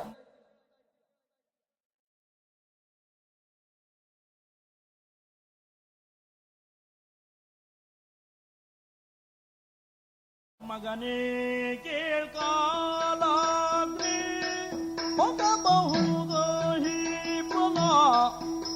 ನಡಗಿಸುವ ಪಿಡಿಯೋ ನಲಿದಾಡಬಹುದು ವಿಖಂಡ ಮೃತ್ಯುವಿನ ಬಾಯುಳು ಹೊಕ್ಕು ಬರಬಹುದು ಮುಗುವಡ ಸಾಧ್ಯವೋ ಚಕ್ರವ್ಯೂಹವನು ಎಂದು ಬೋಪೆಯೋ ಮಗನೇ ಚಕ್ರವ್ಯೂಹಕ್ಕೆ ಎಂದು ಬೋಪೆಯೋ ಮಗನೇ. ಕುಮಾರಾಭಿಮನ್ಯು ಉತ್ಸಾಹದಿಂದ ಬಂದೆ ಅಪ್ಪಣೆಯನ್ನೇನೋ ಕೇಳ್ತಾ ಇದ್ಯಾ? ಈ ಯುದ್ಧ ಅಂದ್ರೆ ಸಾಮಾನ್ಯದು ಅಂತ ಭಾವಿಸಿಕೊಂಡ್ಯಾ? ಅದು ದಗದಗನ ಉರಿಯುತ್ತಿರುವಂತಹ ಅಗ್ನಿಯನ್ನಾದ್ರೂ ಪ್ರವೇಶಿಸಿ ಹೊರಗೆ ಬರಬಹುದಕ್ಕೆ ಸಾಧ್ಯ, ಮೃತ್ಯುವಿನ ದವಡೆಯನ್ನಾದ್ರೂ ಸೇರಿ ಹೊರಬರುವುದಕ್ಕೆ ಸಾಧ್ಯ. ಈ ಚಕ್ರವ್ಯೂಹ ಸಾಮಾನ್ಯವಾದ್ದಲ್ಲ, ಗುರು ದ್ರೋಣಾಚಾರ್ಯರು ಬಳಿದಂತಹ ಚಕ್ರವ್ಯೂಹ. ನಿನ್ನಿಂದ ಇದನ್ನ ಪ್ರವೇಶಿಸುವುದಕ್ಕೆ ಸಾಧ್ಯ ಇಲ್ಲ ಮಗನೇ, ಹೋಗುವುದು ಬೇಡ, ಇಲ್ಲಿಯೇ ಇರು ನೀನು. ದಟ್ಟಪ್ಪ ಕಾಲಿಗೆ ಬರುವುದೇ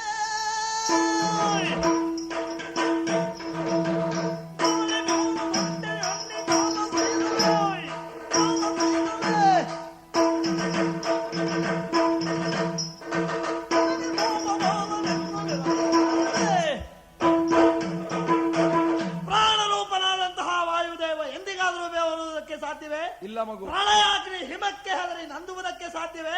ಅಭಿಮನ್ಯುವಿನ ಸಾಹಸ ಬಲಕ್ಕೆ ಅನುಮಾನ ಬೇಡ, ಕೊಡಿಯಪ್ಪಣೆ. ಮಗು, ನಿನ್ನಿಂದಲೇ ನಾವು ಜಯವನ್ನ ಕಾಣಬೇಕಂತ ಇದ್ರೆ ನಾನು ಯಾಕೆ ತಡೆಯಲಿ? ಹೋಗಿವ, ನಿನ್ನ ಪಾಲಿಗೆ ಒಳ್ಳೆ ನಮಃ. ಹೋಗಿ ಬರ್ತೇನೆ, ಮಾತೆಯನ್ನ ಕಂಡು ಆಮೇಲೆ ಮುಂದುವರಿಸ್ತೇನೆ ಪ್ರಯಾಣವನ್ನ. ಕುಮಾರ ಅಭಿಮನ್ಯು, ಅಮ್ಮ ಗೋಪೆ ಬಾಲನೆ ಸೊಲ್ಲೆಸೆನಗೆ ವೀರನೆ ಕಲ್ಲದೆಯಾದೆ ನಿನಗೆ ನೀನಿಲ್ಲೂನಿ ಎಲ್ಲ ಮೇಲಿಂದು ಎನಗೆ.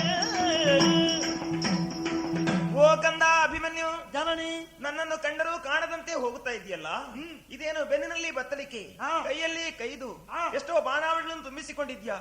ಈ ರೋಷ ಭೀಷಣನಾಗಿ ಈ ಸ್ಥಿತಿಯಲ್ಲಿ ಮುಂದರಿಯುವುದಕ್ಕೆ ಕಾರಣ ಏನು? ನಿನ್ನ ಪ್ರಯಾಣ ವಿಷಯ ಹೇಳ್ತೀಯ ಮಗನೇ? ಕೇಳಿಯಮ್ಮ.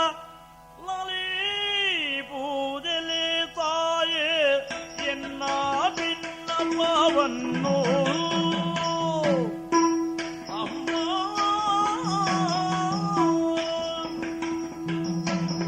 ಲಾಲಿ ಪೂಜೆಲೆ ತಾಯೇ ಎನ್ನ ಭಿನ್ನಮ್ಮವನ್ನು ಅಮ್ಮ ಕೇಳು.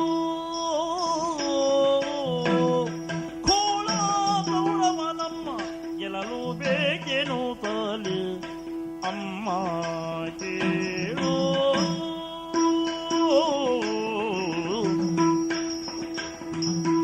ಆಶ್ಚರ್ಯವಂ, ನನ್ನ ಪ್ರಯಾಣದ ಪರಿಸ್ಥಿತಿ ತಮಗೆ ಅರ್ಥವಾಗದೆ ಹೋಯಿತೆ.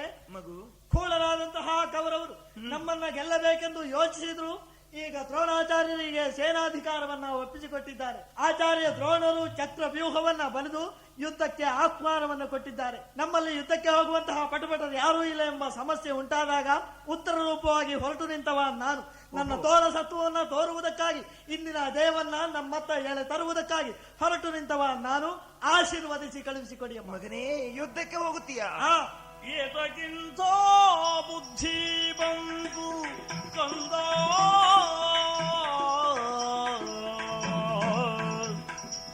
ಪ್ರೀತಿನ ಮರಣದ ಸಗೆ ಕಂದ ಕಂದ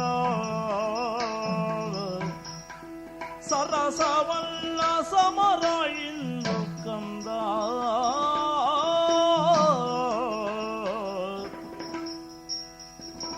ಕಲಶ ತರಳನ ಗೆಲನ ಭವಗರಿದು ಕಂದ. ನೀತಿಯೆಲ್ಲ ಪೋಪುದಿಂದು ಕಂದ. ನೀತಿಯೆಲ್ಲ ಪೋಪುದಿಂದು ಕಂದ. ಎನ್ನ ಘಾತಿಸಿ ಬೋಗಯ್ಯಾರನಗೆ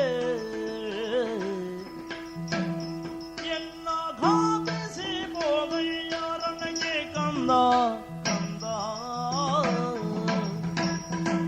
ಓ ನನ್ನ ಕಣ್ಮಣಿ, ಪ್ರೇಮದ ಪುತ್ಥಳಿ ಅಭಿಮನ್ಯು, ಜನನಿ ನಿನ್ನ ಮಾತನ್ನು ಕೇಳುತ್ತಾ ಇದ್ದಾಗ ಸಿಡಿಲೇ ಬಡಿದ ಅನುಭವ ಆಗ್ತದಲ್ಲ ಮಗನೇ. ಯಾಕಮ್ಮ? ನೀನು ಕಾಳಗಕ್ಕೆ ಧಾವಿಸುವುದೇ? ಹೌದಮ್ಮ. ಯುದ್ಧ ಅಂದ್ರೆ ನಿನ್ನ ಸಹಪಾಠಿಗಳ ಜೊತೆಯಲ್ಲಿ ಆಟ ಆಡಿದಷ್ಟು ಸುಲಭ ಸರಸ ಎನ್ನುವುದಾಗಿ ಭಾವಿಸಿದೀಯಾ? ಅದಲ್ಲ, ಸಿಡಿಲು ಬಡಿಯುವಾಗ ಹಿಡಿದ ಕೊಡೆ ರಕ್ಷಿಸ್ತದೆಯೇ ಮಗನೇ? ಸಮುದ್ರವೇ ಮೇರೆ ಮೀರಿ ಮುಂದೆ ಬರ್ತಾ ಇದ್ದಾಗ ಅಡಗಿ ಕುಳಿತುಕೊಂಡ ಮನೆ ಬದುಕಿಸುತ್ತದೆಯೇ? ಶಾಪಾದಪಿ ಶರಾದಪಿ ಅಂತ ಇಳಿಸಿಕೊಂಡಂತಹ ಆಚಾರ್ಯ ದ್ರೋಣದಿಂದ ರಚಿಸಲ್ಪಟ್ಟಂತಹ ಆ ದುರ್ಭೇದ್ಯವಾದಂತಹ ಚಕ್ರವ್ಯೂಹವನ್ನು ಭೇದಿಸುವುದಕ್ಕೆ ಚಿಕ್ಕ ಶಿಶುವಾದಂತಹ ನೀನು ಹೋಗುತ್ತೀಯ ಕಂದ. ಮಗನೇ, ನಿನ್ನ ಹಿರಿಯಪ್ಪನಾದಂತಹ ಧರ್ಮರಾಜರಿಗೆ ಯುದ್ಧದಲ್ಲಿ ಹೇಗಾದ್ರೂ ಜಯ ಸಿಕ್ಕೀತು ಎನ್ನುವುದಾಗಿ ಆ ಅಭಿಲಾಷೆಯಿಂದ, ಅಧಿಕಾರದ ರಾಜ್ಯದ ಲಾಲಸೆಯಿಂದ ಮಗುವಾದಂತಹ ನಿನ್ನನ್ನು ಪ್ರೇರೇಪಿಸಿ ಹುರಿದುಂಬಿಸಿ ಅತ್ತ ಕಳುಹಿಸ್ತಾ ಇದ್ದಾರಲ್ಲ. ಕೌರವ ಪಕ್ಷದಲ್ಲಿ ಅತಿರಥರು, ಮಹಾರಥರು, ಷಡರಥರು ಎಲ್ಲರೂ ಕೂಡಿ ಮಗುವಾದಂತಹ ನಿನ್ನ ಮೇಲೆ ಎರಗಿದ್ರೆ ಆ ಯುದ್ಧದಲ್ಲಿ ಬದುಕಿ ಬರುವುದು ಕಷ್ಟ ಕಂದ, ಕಷ್ಟ. ಆ ಕಾಳಗದಲ್ಲಿ ನಿನ್ನ ಜೀವಕ್ಕೇನಾದ್ರೂ ಹಾನಿಯಾದೀತೆ, ಅನಿಷ್ಟ ಸಂಭವಿಸಿತೆ ಎನ್ನುವುದಾಗಿ ಹೆತ್ತ ಒಡಲು ನಡುಕ ಪಡುತ್ತದೆ. ಅಮ್ಮ, ಆದ್ದರಿಂದ ಇದು ಸರಸವಲ್ಲ, ಸರಸವಲ್ಲ. ಏನೇ ಹೇಳಿ, ನಿಮ್ಮ ಕಣ್ಣೀರನ್ನು ಕಾಣುವುದಕ್ಕೆ ಬಂದವ ನಾನಲ್ಲ.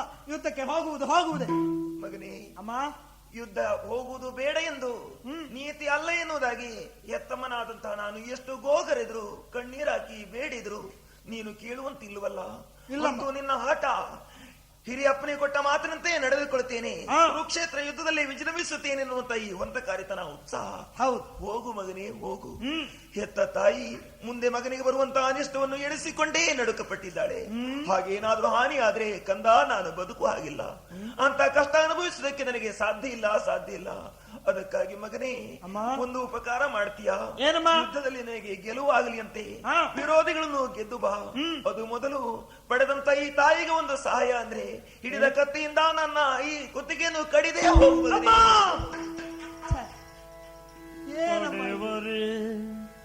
ಎಲೆ ತಾಯೇ,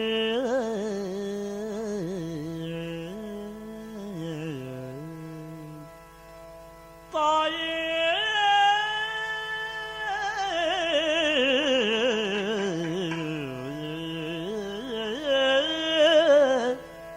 ತಡೆಮರೆ ಎಲೆ ತಾಯೇ. ಅಮ್ಮ, ಈ ಪರಿ ನುಡಿವರೆ, ನೀನೇ ಪರಿ ನುಡಿವರೆ, ರಣವ ಜಯಿಸೆನ್ನೊಡನೆ ಕಳುವದೆ ಮಾತೇ ಎನ್ನೊಳು. ರಣವ ಜಯಿಸೆನ್ನೊಡನೆ ಕಳುವದೆ ಮರುಗುವರೆ,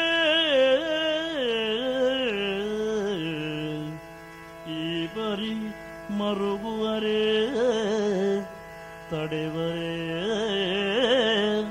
ತಾಯೇ.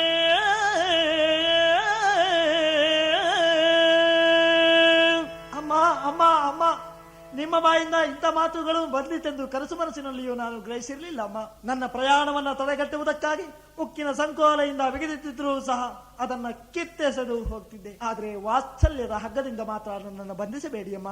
ಅದನ್ನ ಹರಿಯುವ ಶಕ್ತಿ ನನಗೆ ಖಂಡಿತ ಇಲ್ಲ ಅಮ್ಮ. ಆದ್ರೆ ನೀವು ಕಣ್ಣೀರ್ಗರಿಯುವುದೇ ಯೋಚನೆ ಮಾಡಿ ಅಮ್ಮ. ಪ್ರಪಂಚದಲ್ಲಿ ವೀರರ ಎದೆಯಲ್ಲಿ ಭೀತಿ ಅಲೆಯನ್ನು ಎಬ್ಬಿಸಿದಂತ ಸಾಹಸಿ ಪಾರ್ಥನ ಧರ್ಮಪತ್ ಶ್ರೀಕೃಷ್ಣನ ಮುದ್ದು ಭಗಿನಿ ಅಮ್ಮ.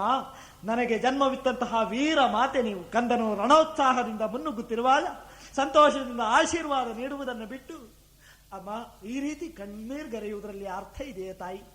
ನನ್ನ ತೋಳ ತೀಟೆಯನ್ನು ತೀರಿಸಿಕೊಳ್ಳುವುದಕ್ಕಾಗಿ ನಾನಿಂದು ಈ ಕ್ಷೇತ್ರದಲ್ಲಿ ಮುನ್ನುಗ್ಗುತ್ತಾ ಇಲ್ಲ. ಸನ್ನಿಹಿತವಾದಂತಹ ಪರಿಸ್ಥಿತಿ ಆಗಿದೆ ಅಮ್ಮ. ದ್ರೋಣಾಚಾರ್ಯರು ಯುದ್ಧಕ್ಕೆ ಆಹ್ವಾನ ಕೊಟ್ಟಿದ್ದಾರೆ. ಈ ಹೊತ್ತಿನಲ್ಲಿ ನಾನು ಹೋಗದೆ ಹೋದ್ರೆ ನನ್ನಪ್ಪನು ಈ ಹೊತ್ತಿನಲ್ಲಿ ಇಲ್ಲಿಲ್ಲ. ಸಮಸಪ್ತಕರಲ್ಲಿ ಯುದ್ಧಕ್ಕೆಂದು ಆತ ಧಾವಿಸಿದ್ದಾರೆ. ಮಹಾಚಂದ್ರ ವಂಶದ ಮಾನಾಪಮಾನದ ಪ್ರಶ್ನೆ ಅಮ್ಮ. ನನಗೆ ಭರವಸೆ ಇದೆ, ಶ್ರೀಕೃಷ್ಣನ ದಯೆ ಇದೆ, ಜಯ ಗಳಿಸ್ತೇನೆಂಬಂತ ಆತ್ಮವಿಶ್ವಾಸ ಇದೆ. ನನ್ನನ್ನು ಆಶೀರ್ವದಿಸಿ ಕಳುಹಿಸಿ ಅಮ್ಮ, ಕಳುಹಿಸಿ ಅಮ್ಮ. ಕುಮಾರ, ಅಮ್ಮ, ನಿನ್ನ ತಾಯಿ ಕಣ್ಣೀರಿನಿಂದ ನಿನ್ನನ್ನು ಬೀಳ್ಕೊಡುವುದಿಲ್ಲ ಮಗನೇ. ನಿನ್ನ ಮಾತಿನಿಂದ ನಾನು ಜಾಗೃತರಾದೆ. ವೀರ ಪಾರ್ಥನ ರಮಣಿ ಈ ಸುಭದ್ರೆ, ವೀರಕುಮಾರ ಅಭಿಮನ್ಯುವಿನ ತಾಯಿ. ಹೋಗು ಮಗನೇ ಯುದ್ಧಕ್ಕೆ. ಆದ್ರೆ ಒಂದು ಮಾತು. ಏನು? ನಿನ್ನ ಪ್ರೀತಿಯ ಪ್ರಿಯಸಿ ಉತ್ತರೆ ಬಸುರಿಯಾಗಿದ್ದಾಳೆ. ಅವಳಿಗೆ ಒಂದು ಸಾಂತ್ವನದ ಮಾತನ್ನು ಹೇಳಿಯೇ ಹೋಗು. ದೂರ ಇದ್ದರ ಹಿರಿಯರನ್ನೆಲ್ಲ ನೆನಪಿಸಿಕೊ. ಭಗವಾನ್ ಶ್ರೀಕೃಷ್ಣ, ನನ್ನ ಮಗ, ನನ್ನ ಈ ರತ್ನವನ್ನು ನನ್ನ ಮಡಿಲಿಗೆ ಹಾಕು. ನನ್ನ ಮನೆಯ ದೀಪವನ್ನು ನಂದಿಸಬೇಡ ಭಗವಂತ. ಕುಮಾರ, ಯುದ್ಧದಲ್ಲಿ ಜಯ ಓದಿ ಬಾ, ಹೋಗಿ ಬಾ ಮಗನೇ. ನಮೋ ನಮಃ.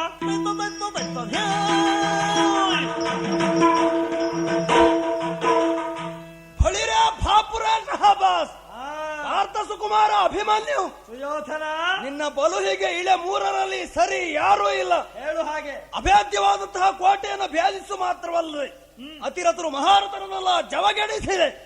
ಬೆಂಕಿಯ ಉಂಡೆಯಂತೆ ಪ್ರಜ್ವಲಿಸುತ್ತಿರುವೆ, ಸಿಡಿಲ ಮರಿಯಂತೆ ಬೊಬ್ಬೆರಿಯುತ್ತಿರುವೆ. ನೂರಾರು ಮಕ್ಕಳು ಅಪ್ಪ ಅಮ್ಮನಿಗೆ ಹುಟ್ಟುವುದಕ್ಕಿಂತ ಪ್ರಯೋಜನಕ್ಕೆ ಬರುವ ನಿನ್ನಂತ ಒಬ್ಬ ಮಗ ಅಪ್ಪ ಅಮ್ಮನಿಗೆ ಹುಟ್ಟಿದ್ರೆ ಸಾಕೇ ಸಾಕು. ನೀವೇ ಹೇಳಿದ್ದು ಬಹಳ ಒಳ್ಳೇದಾಯ್ತು ಮಹಾರಾಯ. ಯಾಕೆಂದ್ರೆ ನನ್ನಪ್ಪನಿಗೆ ನಾನು ಒಬ್ಬನೇ ಮಗ, ನಿನ್ನಪ್ಪನಿಗೆ ನೀವು ಹಾಗಲ್ಲ, 100 ಮಂದಿ ಮಕ್ಕಳು, ಎಲ್ಲರೂ ಮನೆ ಹಾಳರೆ. ಕೊಟ್ಟದ್ದನ್ನ ಇಟ್ಟುಕೊಳ್ಳಿಲ್ಲ, ಬಡ್ಡಿ ಸಮೇತ ನನಗೆ ಹಿಂತಿರುಗಿಸಿದೆ ಅಲ್ಲವಾ? ಭುಜದಲ್ಲಿ ಶಕ್ತಿ ಮಾತ್ರ ಬೆಳೆದದ್ದಲ್ಲ, ಬಾಯಲ್ಲೂ ಬಲ ಉಂಟು. ನಿನ್ನಂತ ಚುರುಕು ಹುಡುಗನಿಗೆ ಜನ್ಮ ಕೊಟ್ಟ ಪಾರ್ಥನ ಜನ್ಮ ಸಾರ್ಥಕ ಆಯ್ತು. ನನಗೆ ಸಿಟ್ಟಿದ್ದದ್ದು ನಿನ್ನ ಮೇಲೆ ಅಲ್ಲ, ನಿನ್ನಂತ ಎಳೆ ಮಕ್ಕಳ ಕೊರಳು ಮುರಿದು ನಮಗೇನಾಗಬೇಕು? ಸಿಟ್ಟಿದ್ದದ್ದು ಪಾರ್ಥನ ಮೇಲೆ, ಭೀಮನ ಮೇಲೆ. ಅವರನ್ನ ಕಳಿಸುವ ಎಳೆಯವ ಹೋಗಾಚೆ. ಕೌರವ, ಏನು? ವ್ಯಕ್ತಿಯ ಯೋಗ್ಯತೆ ವಯಸ್ಸಿನಿಂದ ನಿರ್ಣಯಿಸಬೇಡ. ನನ್ನ ತೋಳ ಸತ್ವ ಎಷ್ಟು, ಬಾಣದ ತೀಕ್ಷ್ಣತೆ ಎಷ್ಟು. ಈಗ ಪರೀಕ್ಷಾರ್ಥ ಒಂದೇ ಒಂದು ಬಾಣ ಬಿಡ್ತೇನೆ, ಸಹಿಸಿಕೊ. ನಿನ್ನ ಹಣೆಯಲ್ಲಿ ಬರದದ್ದೇ ಎಷ್ಟು? ಸಿಕ್ಕಿದ ನಕಟ ಯಾರಿದ್ದಾರ ಬಿಡಿಸೋರು?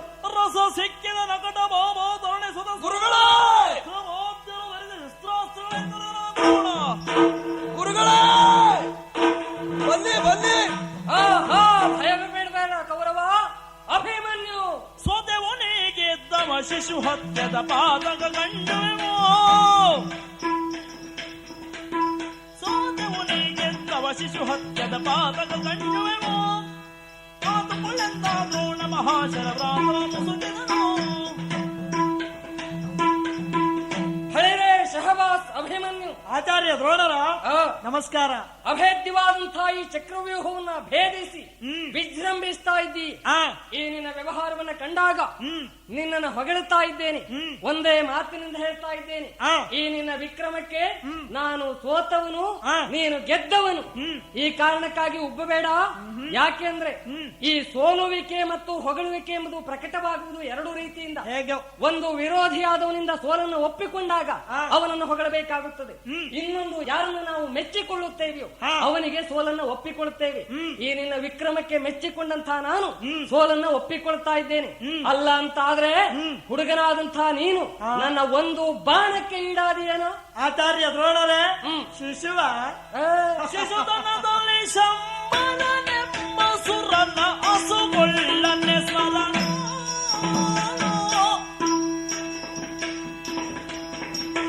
ಶಿಶುತನದಲ್ಲಿ ಶಂಬರನೆಂಬ ಸುರನ ಅಸುಗೊಳ್ಳನೆ ಸ್ಮರಣ, ಅಸುಗೊಳ್ಳನೆ ಸ್ಮರಣ.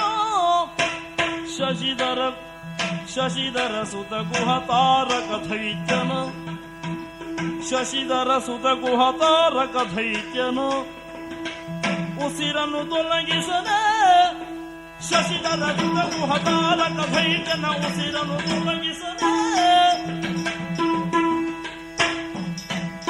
ಆಚಾರ್ಯ ದ್ರೋಣರಿಗೆ ಮತ್ತೊಮ್ಮೆ ನಮಸ್ಕಾರ ಸ್ವಾಮಿ. ಯಾಕೆಂದ್ರೆ ನಿಮ್ಮ ಯೋಗ್ಯತೆ ದೊಡ್ಡದು. ಸ್ಪಷ್ಟವಾಗಿ ಹೇಳ, ನಿಮ್ಮ ಯೋಗ್ಯತೆಯನ್ನ ತೀರ್ಮಾನಿಸುವುದಿದ್ರೆ ನೀವು ಉಪ್ಪು ತಿಂದಷ್ಟು ನಾನು ಅನ್ನ ಕಂಡಿದ್ದೇನೋ ಇಲ್ಲೋ ಹೇಳು, ಇನ್ನೊಮ್ಮೆ ಹೇಳು. ಆದ್ರೆ ಬೇಸರ ಏನು ಗೊತ್ತಾ, ಉಪ್ಪು ತಿನ್ನದಿದ್ರೆ ಬರೇ ನೀರು ಕುಡಿಯುವುದಕ್ಕಾಯ್ತಲ್ಲ ಎಂಬ ಪಶ್ಚಾತ್ತಾಪ ಸ್ವಾಮಿ. ಹುಡುಗ, ಯಾರು ನೀರು ಕುಡಿಯುವುದಕ್ಕಾಗಿ ಉಪ್ಪು ತಿನ್ನುವುದಿಲ್ಲ, ಉಪ್ಪು ತಿನ್ನದಕ್ಕಾಗಿ ನೀರು ಕುಡಿಯುವುದು. ಅಲ್ಲದೆ ಹೋದ್ರೆ ನಿಮ್ಮ ಮಾತಿನ ಅರ್ಥ ಏನು? ಈ ಕ್ಷೇತ್ರಕ್ಕೆ ವಯಸ್ಸು ಮುಖ್ಯ ಅಲ್ಲ ಎಂಬುದನ್ನ ಪುರಾಣ ಇತಿಹಾಸಗಳೇ ಸಾರುತ್ತಾ ಇದೆ. ಏನು ಪುರಾಣ?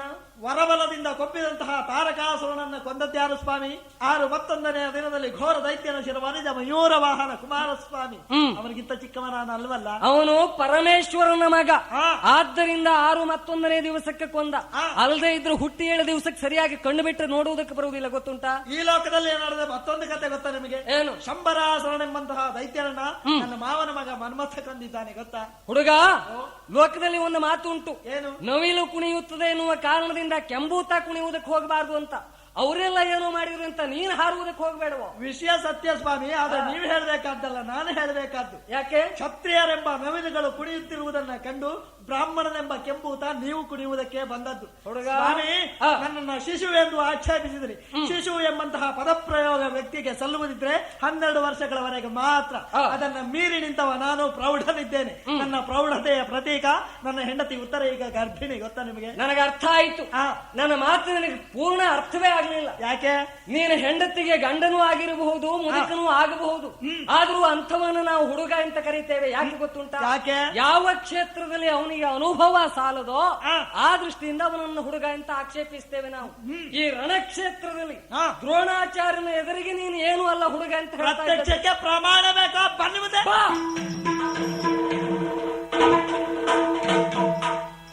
ಇನ್ನು ಷಡುರಾಚಾರ್ಯಲ್ಲ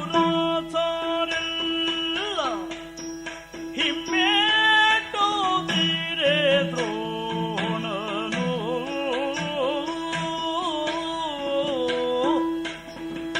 ಇಂದು ಷಡುರಾಚಾರ್ಯಲ್ಲ ಹಿಮ್ಮೇಟೋದಿರೆ ದ್ರೋಣ ಅಂತರಂಗದಿ ಕರೆದು ರವಿಜಾನೋಳೆಂದು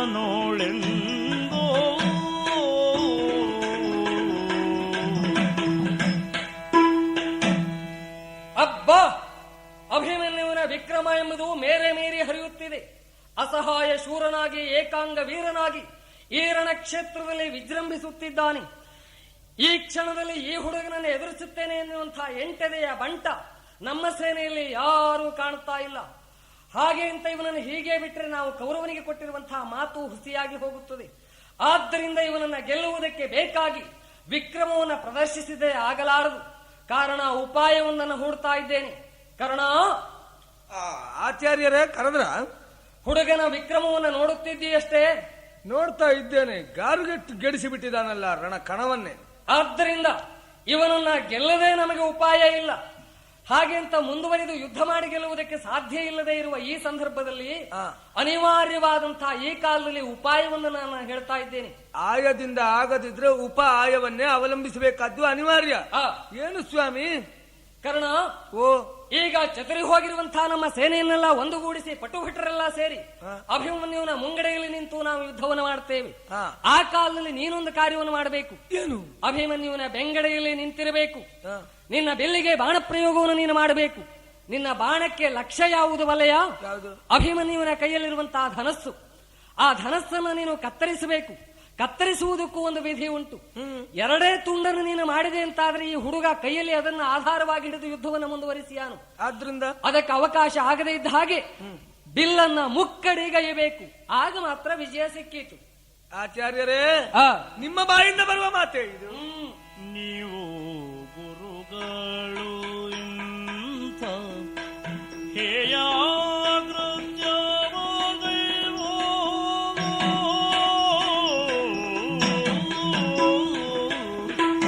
ನೀವು ಗುರುಗಳು ಇಂಥ ಹೇಯಾಕೃತ್ಯವ ಗೈವುದ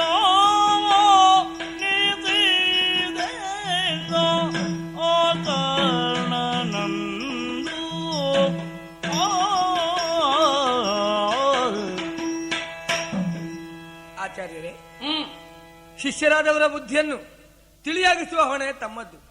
ತಪ್ಪಿ ನಡೆಯುತ್ತಿರುವಂತಹ ಶಿಷ್ಯನಿಗೆ ಸನ್ಮಾರ್ಗವನ್ನು ಕಲ್ಪಿಸಿಕೊಡಬೇಕಾದಂತಹ ಹೊಣೆಗಾರಿಕೆ ತಮ್ಮದ್ದು. ರಣಕಣದ ಕುರಿತಾದಂತಹ ಪೂರ್ಣ ಪ್ರಭುತ್ವವನ್ನು ಹೊಂದಿದ, ಅಸ್ತ್ರ ಪಾಂಡಿತ್ಯವನ್ನು ಹೊಂದಿದ ಮಹಾನ್ ಪ್ರಭೃತಿಗಳು ತಾವು.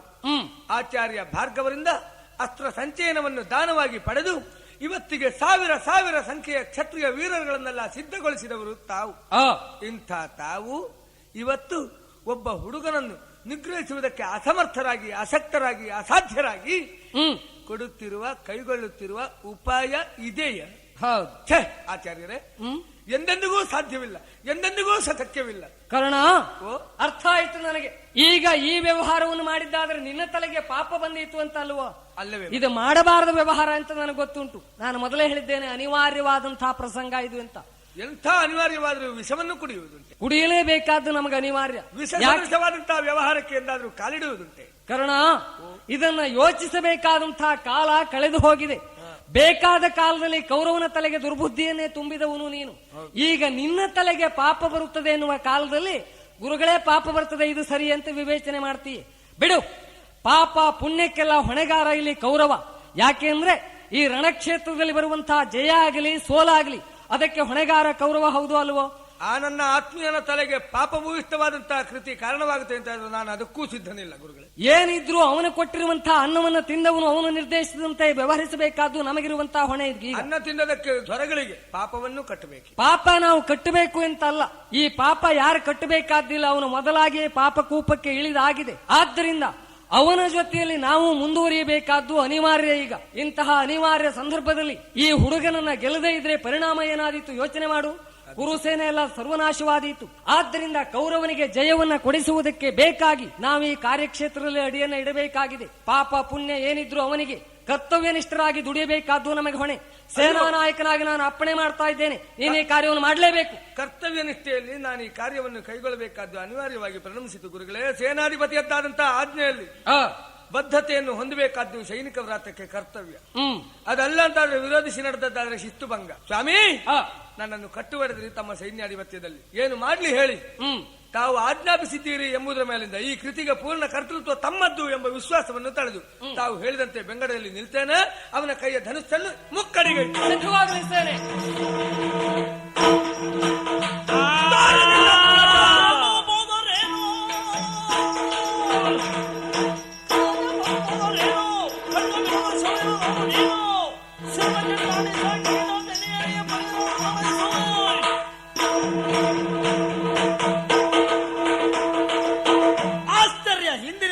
ಬಾಣ ನನ್ನ ಬಿಲ್ಲನ್ನೇ ಕತ್ತರಿಸಿತು. ಯಾರಿಂದ ನಡೆದ ಕಾರ್ಯ ಅಂತ ಯೋಚನೆ ಮಾಡಿದ್ರೆ ಕರ್ಣನ ಗಂಡೆಂದರೆ ಗಂಡು ನೀನಪ್ಪ.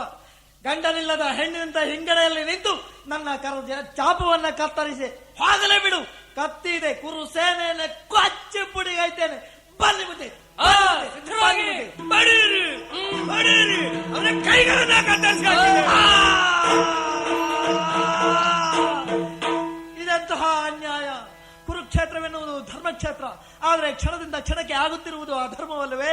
ಹಿಂದಿನಿಂದ ನಿಂತು ನನ್ನ ಕರೆದ ಧನುಸ್ಸನ್ನೇ ಕತ್ತರಿಸುವುದು, ಕತ್ತಿಯನ್ನು ಹಿಡಿದು ಯುದ್ಧ ಮಾಡುತ್ತಿರುವಾಗ ಅದೇನು ನಾನು ಕೇಳಿದುದು ದೇವದತ್ತ ಮತ್ತು ಪಾಂಚಜನ್ಯದ ನಿನಾದ. ನನ್ನ ಮಾವ ತಂದೆ ಇತ್ತ ಬರುತ್ತಿದ್ದಾರೆಂದು ಗಮನಿಸಿದಂತಹ ನಾನು ಅವರನ್ನು ವಂದಿಸಲು ಮನ ಮಾಡಿದೆ.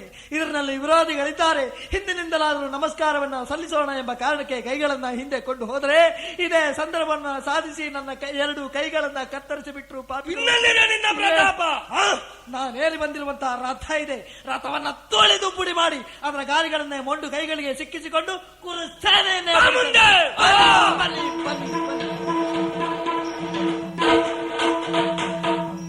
ಏನ್ ಮಾಡ್ತಾ ಇದ್ದಿದ್ದು ಶಾಸನ ಪುತ್ರ?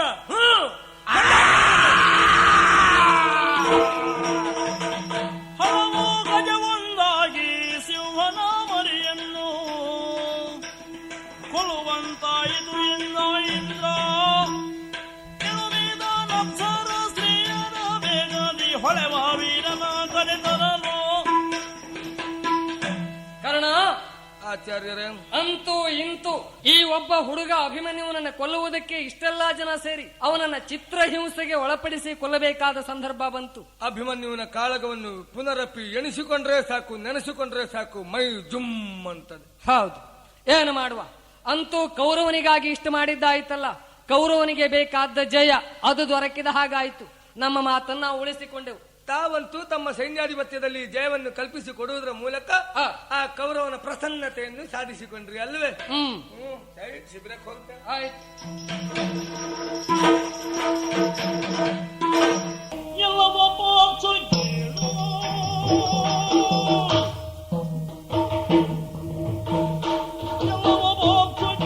ನೀನು ಕಳವಿನೋರಿ ಸಿಂಧುದ್ರಪನ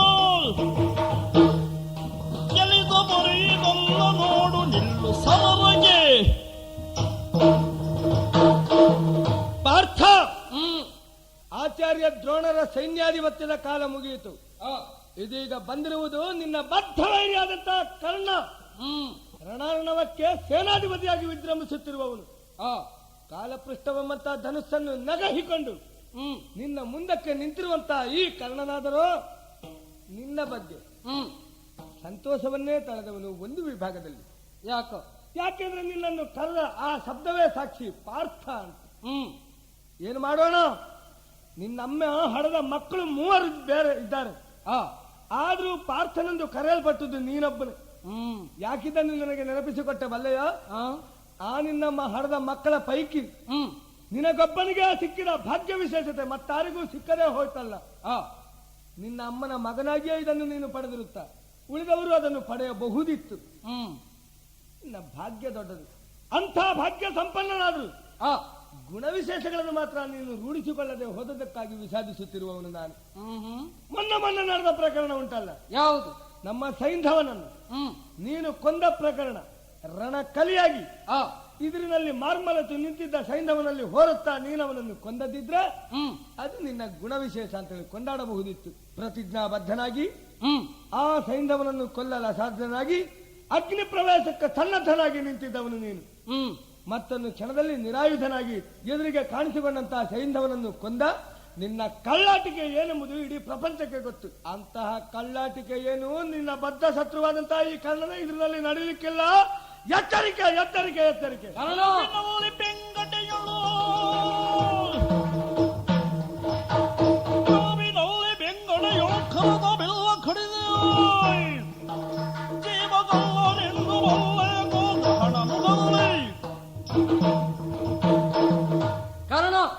ಏನು? ಸೈಂಧವನನ್ನು ವಧಿಸಿದಂತಹ ಪ್ರಕರಣವನ್ನು ಎತ್ತಿಕೊಂಡು ನನ್ನನ್ನು ಆಕ್ಷೇಪಿಸ್ತಾ ಇದ್ದಿ. ವಾಸ್ತವಿಕವಾಗಿ ಈ ಆಕ್ಷೇಪವನ್ನು ಕೊಡುವುದಕ್ಕೆ ನಿನಗೆ ನೈತಿಕವಾದಂತಹ ಹಕ್ಕಿಲ್ಲ. ಯಾಕಿಲ್ಲ? ಯಾಕೆ ಅಂದ್ರೆ ನನ್ನ ಮಗನಾದಂತಹ ಅಭಿಮನ್ಯುವನ ಚಕ್ರವ್ಯೂಹದ ಮಧ್ಯದಲ್ಲಿ ಕೊಲ್ಲುವಂತಹ ಕಾಲದಲ್ಲಿ ನೀನು ಮಾಡಿದಂತಹ ಕಳ್ಳತನ ಏನು ಅಂತ ನನಗೆ ಚೆನ್ನಾಗಿ ಗೊತ್ತುಂಟು. ಏನು ಕಳ್ಳತನ? ಬೆಂಗಡೆಯಲ್ಲಿ ನಿಂತುಕೊಂಡು ಹೌದು ಅವನ ಬಿಲ್ಲನ್ನ ಕತ್ತರಿಸಿದ್ದು ಮಾತ್ರ ಅಲ್ಲ, ಅವನ ಕೈಗಳನ್ನು ಕತ್ತರಿಸಿ ಅವನು ಸಾಯುವ ಹಾಗೆ ಮಾಡುವುದಕ್ಕೆ ಕಾರಣನಾದವನು ನೀನು. ಇಂತಹ ದೊಡ್ಡ ಕಳ್ಳತನವನ್ನು ಮಾಡಿದ ಕಳ್ಳನಾದಂತಹ ನಿನಗೆ ನನ್ನ ವ್ಯವಹಾರವನ್ನು ಆಕ್ಷೇಪಿಸುವುದಕ್ಕೆ ಹಕ್ಕಿಲ್ಲ.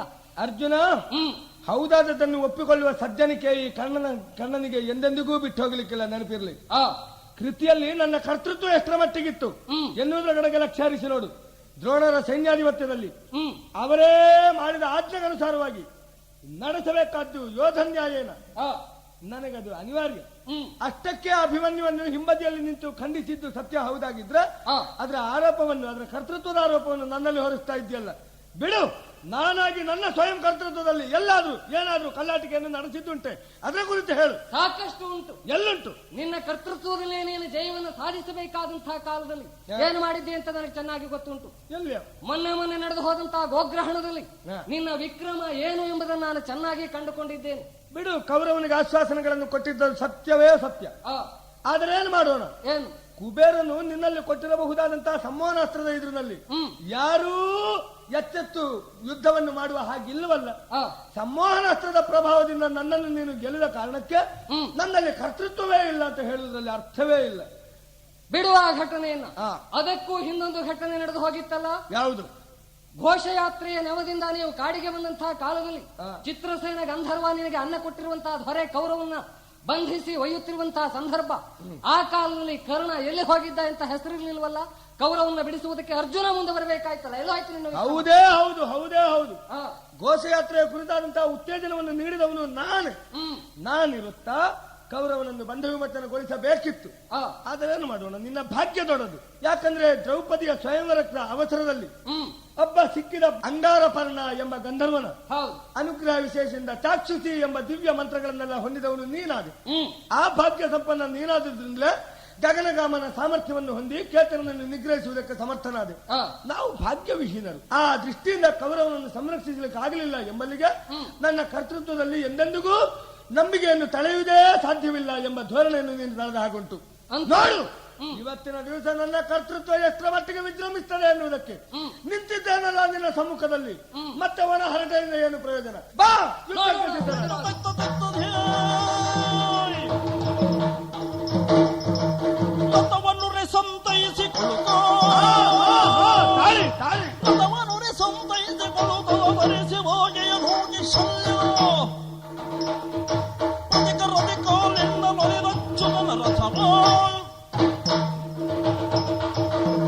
ಪರೀಕ್ಷಾ ರಂಗದಲ್ಲೇ ಕಾಲದಿಂದಲೇ ಕೊಂಡಾಡಲ್ಪಟ್ಟಂತಹ ಒಂದು ವಾಕ್ಯ, ಅರ್ಜುನನ ಕುರಿತು ಆಚಾರ್ಯ ದ್ರೋಣನ ಬಾಯಿ ಹೊರಹೊಮ್ಮಿಸಿದ ವಾಕ್ಯ, ಪಾರ್ಥ ಏಕ ಏವ ಧನುರ್ಧರ ಅಂತ. ಅದರ ನಿದರ್ಶನ ಇಂದು ನನ್ನ ಸಮ್ಮುಖದಲ್ಲಿ ಆಗಿ ಹೋಯ್ತಲ್ಲ. ತನ್ನ ಬಾಣ ವರ್ಷದಿಂದ ನನ್ನ ರಥ ಕುಲಾಲ ಚಕ್ರದಂತೆ ಗರಗರ ಗರಗರನೆ ತಿರುಗುತ್ತಾ 100 ಬಿಲ್ಲಂತರಕ್ಕೆ ಮೆಟ್ಟಿಸಲ್ಪಟ್ಟದನ್ನು ಕಂಡಾಗ ನನ್ನವರಲ್ಲ ನಮ್ಮವರೆಲ್ಲ ಭೀತರಾಗಿ ಓಡ್ತಾ ಇದ್ದಾರೆ. ಹೆದರಬೇಡಿ, ಹೆದರಬೇಡಿ, ನಿಲ್ಲಿ ನಿಲ್ಲಿ. ಈ ಕರ್ಣ ಏನು ಎನ್ನುವುದು ನಿಮಗೆ ಇನ್ನೂ ತಿಳಿದಿಲ್ಲ. ಅರ್ಜುನನ ತಲೆಯನ್ನು ಧರಣಿಗೆ ಉರುಳಿಸಿದ್ದಲ್ಲದೆ ಮತ್ತೊಬ್ಬರ ಕೈಯ ನೀರಿನಿಂದ ಕಾಲನ್ನು ತೊಳೆಸಿಕೊಳ್ಳುವುದಿಲ್ಲ ಅಂತ ಬದ್ಧ ಪ್ರತಿಜ್ಞನಾಗಿ ರಣಕಣವನ್ನು ಪ್ರವೇಶ ಮಾಡಿದವನಿದ್ದೇನೆ. ಅಯ್ಯ, ಯಾಕೆ ನೀವು ಗಾಬರಿ ಬೀಳ್ತೀರಿ? ನನ್ನ ಸಾಮರ್ಥ್ಯದ ಬಗ್ಗೆ ನಿಮಗೆ ಅಪಯ ನಂಬಿಕೆಯೇ?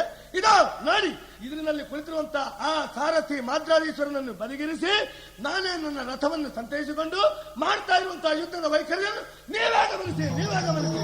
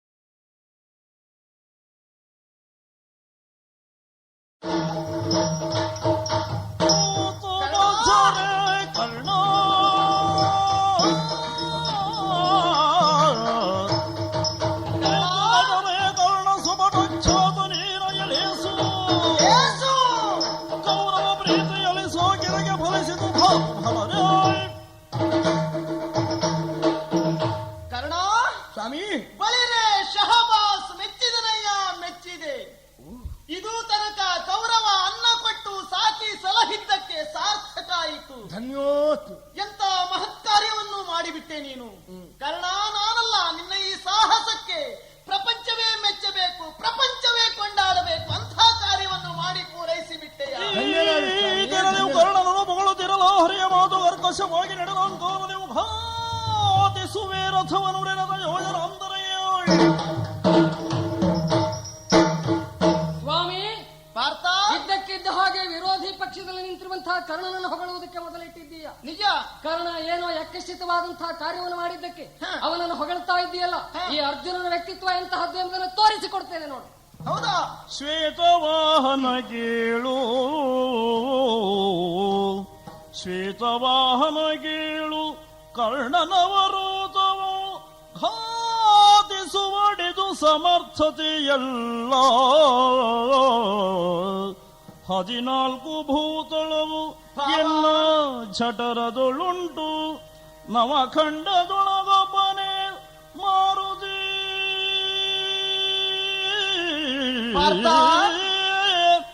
ನವಖಂಡದೊಳಗೊಬ್ಬನೇ ಮಾರುತಿ. ಶ್ವೇತವಾಹನ ಕೇಳು.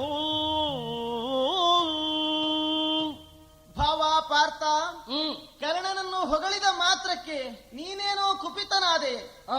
ಯಾಕೆ ಹೊಗಳಿದೆ ಏನೆಂಬ ವಿಷಯ ತಿಳಿಯುವುದಕ್ಕೂ ನೀನು ಅಸಾಧ್ಯನಾಗಿ ಬಿಟ್ಟೆಯಲ್ಲ. ಅದಲ್ಲವಾದ್ರೆ ಕರ್ಣ ಯಾರು, ನೀನ್ಯಾರು? ಕರ್ಣನ ರಥದಲ್ಲಿರುವವರು ಯಾರು, ನಿನ್ನ ರಥದಲ್ಲಿರುವವರು ಯಾರು? ಅದನ್ನಾದ್ರೂ ನೀನು ಸ್ವಲ್ಪ ತಿಳಿದುಕೊಂಡೆಯ. ನಿನ್ನ ರಥ ಅಗ್ನಿದತ್ತವಾದದ್ದು. ಆಮೇಲೆ ಕೇತನ ಯಾವುದು ನೋಡಯ್ಯ, ಕಪಿ ಕೇತನ. ಅಷ್ಟೇ ಅಲ್ಲ, ನಿನ್ನ ಕೈಯಲ್ಲಿರುವಂತಹ ಆಯುಧ ಗಾಂಧೀವ. ಆಮೇಲೆ ನಿನ್ನ ಸೂತನಾಗಿ ಇದ್ದವನು ಯಾರು? 14 ಲೋಕವನ್ನೇ ತನ್ನ ರಥಕಮಲದಲ್ಲಿಟ್ಟುಕೊಂಡವ ಈ ಪರಮಾತ್ಮ. ಇಂಥ ರಥವನ್ನೇ ಆ ಕರ್ಣ ಹಾರಿಸಿದ್ದಾನೆ ಎನ್ನುವಾಗ ಯಾರು ಮೆಚ್ಚಬೇಕಯ್ಯ. ಹಾಗಾಗಿ ಅವನನ್ನ ಆ ರೀತಿ ಹೊಗಳಿದೆ. ಗುಣಕ್ಕೆ ಮತ್ಸರ ಇಲ್ಲ ಭಾವ. ಸ್ವಾಮಿ ಪಾರ್ಥ, ಅಂತರಹಿತನೆ ನಿನ್ನ ಮಹಿಮೇಯ ಇಂದು ಬಣ್ಣಿ ಬರಾರು ಲೋಕದೇ. ನಿನ್ನ ಮಹಿಮೆಯ ಇಂದು ಬಣ್ಣಿ ಬರ್ಯಾರು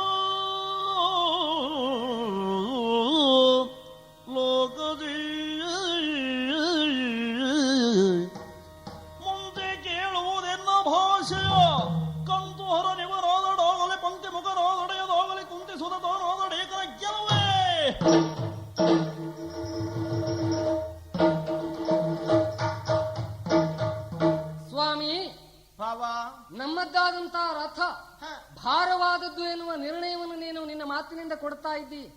ಆದರೆ ನಿನ್ನದ್ದಾದಂತಹ ಮಹಿಮೆ ಏನು ಎಂಬುದನ್ನು ಚೆನ್ನಾಗಿ ಬಲ್ಲವನು ನಾನು. ಒಂದು ಕಾಲದಲ್ಲಿ ಆಲದ ಎಲೆಯ ಮೇಲೆ ನೀರಿನಲ್ಲಿ ತೇಲುತ್ತಿದ್ದವನಂತೆ ನೀನು. ಈಗ ಹೇಳ್ತೀಯ 14 ಲೋಕವನ್ನ ಜಠರದಲ್ಲಿ ಧರಿಸಿದ ಕಾರಣದಿಂದ ನಾನು ಭಾರವಾಗಿದ್ದೇನೆ ಎಂಬುದಾಗಿ. ಇದೆಲ್ಲ ನಿನ್ನ ಮಹಿಮೆ ನನಗೆ ಅರ್ಥ ಆಗಿದೆ. ನೀನು ಮನಸ್ಸು ಮಾಡಿದರೆ ಯಾರನ್ನೂ ಸಣ್ಣವನನ್ನಾಗಿಸುತ್ತೀಯೇ, ಮನಸ್ಸು ಮಾಡಿದರೆ ಯಾರನ್ನೂ ದೊಡ್ಡವರನ್ನಾಗಿರಿಸುತ್ತೀಯೇ. ಈಗ ಆಚೆಯಲ್ಲಿರುವಂತಹ ಕರ್ಣ ಘನ ಕಾರ್ಯವನ್ನು ಮಾಡಿದ್ದಾನೆ ಎನ್ನುವುದರ ಮೇಲಿಂದ ನನ್ನತನವನ್ನ ಕುಗ್ಗಿಸುವುದಕ್ಕೆ ಹೊರಟವನು ನೀನು. ಈ ನಿನ್ನ ಭಾವ ಅರ್ಜುನ ಯಾವ ಕ್ಷಣದಲ್ಲಿಯೂ ಸಣ್ಣವನಾಗುವುದಕ್ಕೆ ಸಿದ್ಧನಿಲ್ಲ. ಆ ಕಾರಣದಿಂದಲೇ ನನ್ನ ಬಾಯಿಯಿಂದ ಬರಬಹುದಾದಂತಹ ಭೀಕರವಾದ ಪ್ರತಿಜ್ಞೆಯನ್ನ ಕೇಳು. ಏನು ಭಾವ? ನನ್ನ ವಿರೋಧಿ ಸ್ಥಾನದಲ್ಲಿ ನಿಂತಿರುವಂತಹ ಈ ಕರ್ಣ ಎಂಥವನೇ ಆಗಿರ್ಲಿ, ಈ ಕರ್ಣನನ್ನ ಬೆಂಬಲಿಸಿ ಎಂತಹ ಶಕ್ತಿಯೇ ಬಂದಿರಲಿ, ಹೆಚ್ಚೇನು ಚತುರ್ಮುಖ ಬ್ರಹ್ಮ ಪರಮೇಶ್ವರರೇ ಒಂದಾಗಿ ಬಂದು ನಿಂತರೂ ಈ ಹೊತ್ತು ಸೂರ್ಯಾಸ್ತದ ಒಳಗಾಗಿ ಕರ್ಣನ ತಲೆಯನ್ನ ಧರೆಗೆ ಕೆಡ ಹೊತ್ತೇನೆ. ಇದು ನನ್ನ ಪ್ರತಿಜ್ಞೆ. ಭಾವ ಪಾರ್ಥ, ಹಿಂದೆ ತ್ರೇತೆಯಲ್ಲಿ ಶ್ರೀರಾಮಚಂದ್ರ ಬಿಟ್ಟ ಬಾಣಕ್ಕೆ ಹುಸಿ ಇಲ್ಲ ಅಂತೆ, ದ್ವಾಪರ್ಯದಲ್ಲಿ ನಿನ್ನ ಮಾತಿಗೆ ಹುಸಿ ಇಲ್ಲ. ನೋಡೋಣ ನಿನ್ನ ಪ್ರತಿಜ್ಞೆ ಈಡೇರಲಿ. ಕೌರವ ಸಾಕಿದಕ್ಕೆ ಫಲಿಸಿತು ಎಂದು ಶ್ರೀಮುಖದಿಂದ ಅಪ್ಪಣೆಯಾಯ್ತಲ್ಲ, ಧನ್ಯನಾದೆ ನಾನು. ಇಷ್ಟರವರೆಗೆ ಕೌರವನ ಹಂಗಿಗನಾಗಿ ಯುದ್ಧ ಭೂಮಿಯಲ್ಲಿ ನನ್ನ ವ್ಯವಹಾರವನ್ನು ಸಾಗಿಸಬೇಕಿತ್ತು. ಹಾಗಾದ್ರೆ ಇನ್ನು ಮುಂದೆ ಯಾರ ಹಂಗೂ ಇಲ್ಲ ಅಂತಾಯ್ತು. ಸರ್ವತಂತ್ರ ಸ್ವತಂತ್ರವಾದಂತಹ ಕಾರಣನಾಗಿ ನನ್ನ ಸ್ವತಂತ್ರವಾದ ಪ್ರತಿಜ್ಞೆಯನ್ನು ಈಡೇರಿಸಿಕೊಳ್ಳುವುದಕ್ಕೆ ಸಂಪೂರ್ಣ ಸಮ್ಮತಿ ಶ್ರೀಕೃಷ್ಣನಿಂದ ಕಲ್ಪಿತವಾಗಿತ್ತು ಅಂತಾದ್ರೆ ಅರ್ಜುನನನ್ನು ಕೊಲ್ಲುವುದಕ್ಕಾಗಿ ಹಾಕ್ತಾನೆ ಮತ್ತಳಿಗೆಗೆ ಕೈಯನ್ನು.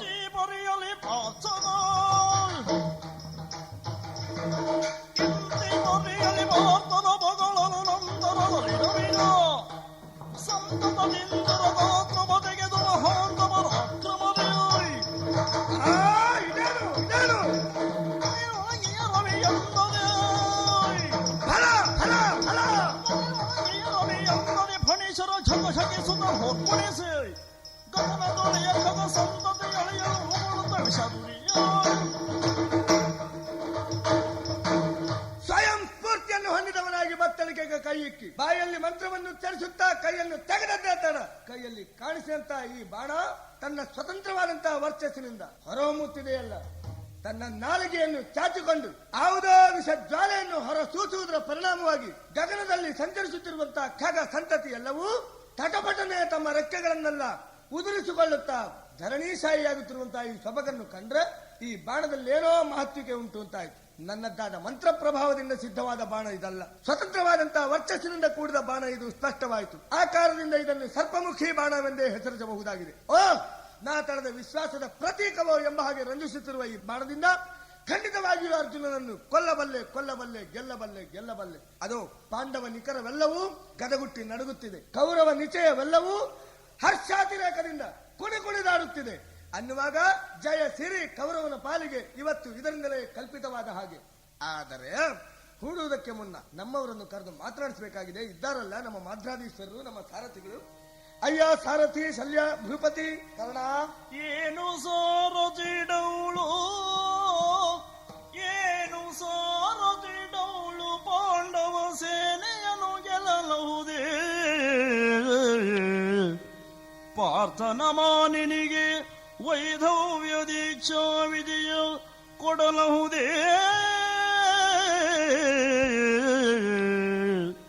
ಆನಲಮ್ಮುವರುಂಟೇ,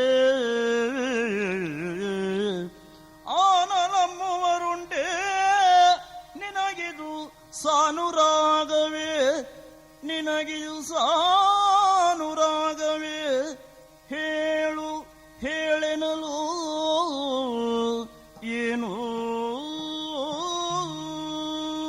ಮಾಧ್ರಾಧೀಶ್ವರ ಶಲ್ಯ ಭೂಪತಿಗಳ ಕರ್ಣ, ನೋಡಿ ನನ್ನ ಕೈಯಲ್ಲಿ ಮಿಂಚುತ್ತಿರುವಂತಹ ಈ ಶರವೊಂದನ್ನು. ಅದರದ್ದಾದಂತಹ ವರ್ಚಸ್ಸಿನಲ್ಲಿ ಆಗಿರಬಹುದಾದಂತಹ ಅನಾಹುತ ಪರಂಪರೆಗಳಲ್ಲೂ ತಮಗೆ ದೃಗ್ಗೋಚರ ಹೌದಷ್ಟೇ ಗಮನಿಸುತ್ತಾ ಇದ್ದೇನೆ. ಬಾಂಧವ್ಯದಿಂದ ಪಾಂಡವರಿಗೆ ನೀವು ಮಾವ, ಆದ್ರೆ ತಮ್ಮದ್ದಾದ ಧೋರಣೆಗೆ ಅನುಸಾರವಾಗಿ ಕೌರವನಿಗೆ ಸಹಾಯ ಹಸ್ತವನ್ನು ಚಾಚಿದವರಾಗಿ ಈ ಕಡೆಗೆ ಬಂದವರು. ಸರಿ, ಏನು ತಮ್ಮ ಹೃದಯಾಂತರ್ಗತ ನನಗದು ತಿಳಿಯುವುದಿಲ್ಲ. ನನ್ನ ಸಾರಥಿಯಾಗಿ ತಾವಿದ್ದೀರಿ ಎಂಬ ನೆಲೆಯಲ್ಲಿ ತಮ್ಮನ್ನೊಂದು ಮಾತು ಕೇಳುತ್ತೇನೆ. ಏನು? ಹೂಡಿದಂತಹ ಬಾಣದಿಂದ ಅರ್ಜುನನ ಧರ್ಮ ಪತ್ನಿ ಎನಿಸಿದಂತಹ ಸುಭದ್ರೆಗೆ ವೈಧವ್ಯ ದೀಕ್ಷೆ ಕಲ್ಪಿತವಾದೀತಲ್ಲವೇ? ಏನ್ ಹೇಳ್ತೀರಿ? ನಿಮಗಿದು ಅನುರಾಗಕಾರಕವಾದ ಕೃತಿಯಾಗಿ ಕಾಣಿಸ್ತದೆಯೇ? ಕರ್ಣ, ನೀನು ಹೂಡಿದ ಬಾಣದ ವಿಶಿಷ್ಟತೆ ಏನಿದೆ ಗೊತ್ತಾ? ಕೊರಳಿಗೆ ಹಿಡಿದರೆ ಮಕುಟಕ್ಕೆ ತಾಗುವುದಕ್ಕಾಗಿ ಬೆಸಸಿದರೆ ಶಿರವಾಗ ತೊರಿಬುದು ಸಿದ್ಧವು ಬೇಗದಿ ಮರಳಿನಿ ತುಳು ಎಂದನು. ಕರ್ಣ, ಮಾಧ್ರಾಧೀಶ್ವರೇ, ಕ್ಷೇತ್ರ ಪಾತ್ರ ವಸ್ತುವಿನ ಪೂರ್ಣ ಪ್ರಜ್ಞೆಯನ್ನ ಮೊದಲು ಪರಿಚಯಿಸಿಕೊಳ್ಳಬೇಕಾಗ್ತದೆ. ಯಾಕೆಂದ್ರೆ ನೀನು ಹಿಡಿದಿರಬಹುದಾದಂತಹ ಬಾಣ ಯಾವುದೆಂಬುದರ ಕಲ್ಪನೆಯಾದ್ರೂ ನಿನಗಿದೆಯೋ? ಹರನಾಣೆಗೂ ನನಗೆ ತಿಳಿದಿಲ್ಲ. ಹಾಗಾದ್ರೆ ಕೇಳು, ಇದು ಉರಗಾಸ್ತ್ರ. ಯಾಕೆ ಹೇಳಿದೆ ಗೊತ್ತೇ? ಉರಗಕ್ಕೆ ವಿಶಿಷ್ಟವಾದಂತಹ ಗುಣ ಒಂದು, ಯಾವಾಗಲೂ ಆಹಿ ಅಗ್ನಿ ಆಸೆಗಳ ಮುಖ ಮೇಲಲ್ಲವೇ? ಅದು ಸತ್ಯ. ಹಾಗೆ ನೀನು ಹಿಡಿದಿರಬಹುದಾದಂತಹ ಶರ ಆಹಿ ಶರ ನೀನೀಗ ಪಾರ್ಥನ ಕಂಠಕ್ಕೆ ಸರಿಯಾಗಿ ಗುರಿಪಡಿಸಿದ್ದೀಯ. ಇದರಿಂದ ಆಗಬಹುದಾದಂತಹ ಪರಿಣಾಮ ಏನು ಬಲ್ಲೆಯ? ಅವನ ಮುಕುಟ ಮಾತ್ರ ಹಾರುತ್ತದೆ. ಆದ್ದರಿಂದ ಪಾರ್ಥನ ಕಂಠವನ್ನೇ ಕತ್ತರಿಸುವ ಉದ್ದೇಶ ನಿನ್ನದಾದ್ರೆ ಅದ ಗುರಿಯನ್ನ ಬದಲಿಸಬೇಕು. ಅದು ಸತ್ಯ ಸ್ವಾಮಿ. ಆದ್ರೆ ಏನು ಮಾಡೋಣ ಹೇಳಿ? ಏನು? ನನ್ನ ಪ್ರವೃತ್ತಿ ತಮಗೆ ತಿಳಿಯದ್ದಾಗಿ ಹೋಯ್ತಲ್ಲವೇ? ಏನು ಪ್ರವೃತ್ತಿ? ಒಂದು ಶರ ಸಂಧಾನ ನಾಲಿಗೆಯೊಂದು ನಮ್ಮಲ್ಲಿ ಕುಟಿಲ ವಿದ್ಯೆಗಳೆಂದು ಕಂಡೇ ಶಲ್ಯ ನಾವಡಿ ಇಡುವ ಧರ್ಮದೊರೆ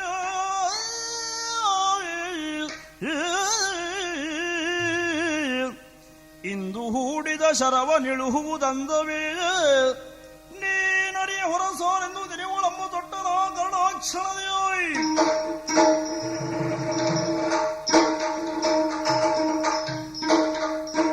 ಶಲ್ಯ ಭೂಪತಿಗಳೇ, ಕರ್ಣ, ತಮ್ಮ ಸೂಚನೆಯೇನೋ ಅಂಗೀಕಾರಾರ್ಹವೇ.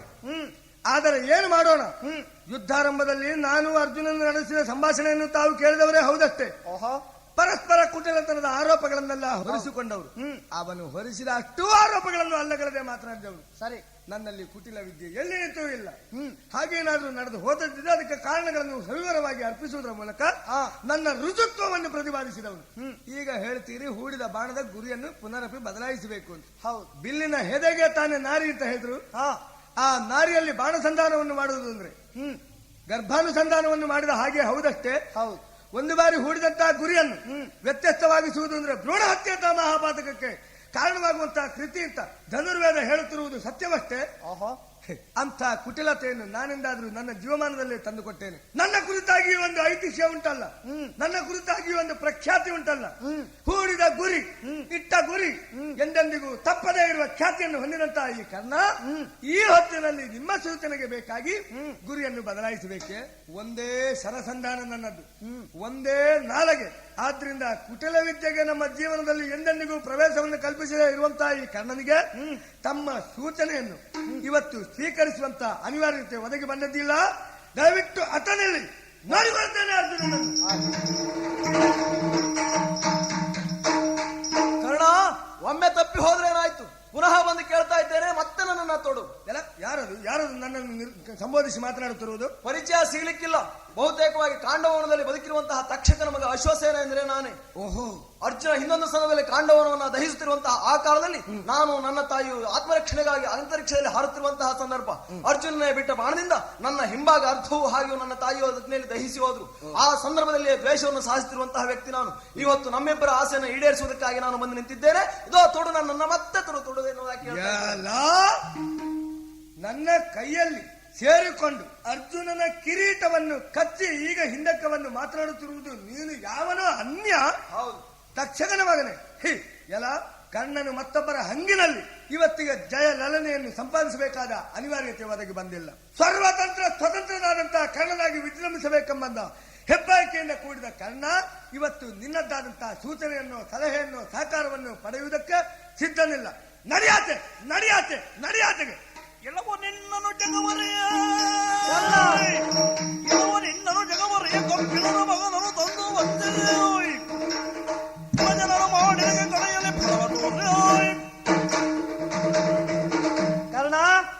ಕರ್ಣನೆಂದರೆ ಯಾರೆಂಬುದು ಪ್ರಪಂಚಕ್ಕೆ ಖಂಡಿತ ಗೊತ್ತಾಗ್ತಿತ್ತೋ ಇಲ್ಲವೋ?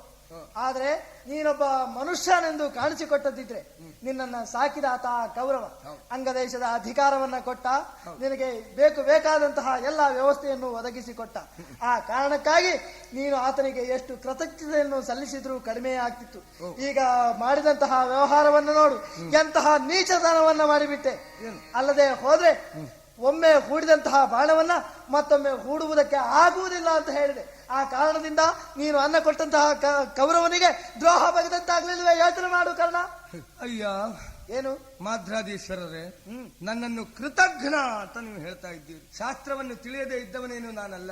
ಯಾವ ಪಾಪಕ್ಕಾದರೂ ಶಾಸ್ತ್ರಗಳು ಪ್ರಾಯಶ್ಚಿತ್ತವನ್ನು ಹೇಳಿದ್ದಾವೆ, ಕೃತಜ್ಞತೆಗೆ ಮಾತ್ರ ಯಾವ ಶಾಸ್ತ್ರಕಾರನು ಪ್ರಾಯಶ್ಚಿತ್ತವನ್ನು ಹೇಳಿದ್ದಿಲ್ಲ. ಮತ್ತ್ಯಾಕೆ ಹೇಗೆ ಮಾಡಿದೆ? ನಾನು ಕೃತಜ್ಞನಿಲ್ಲ.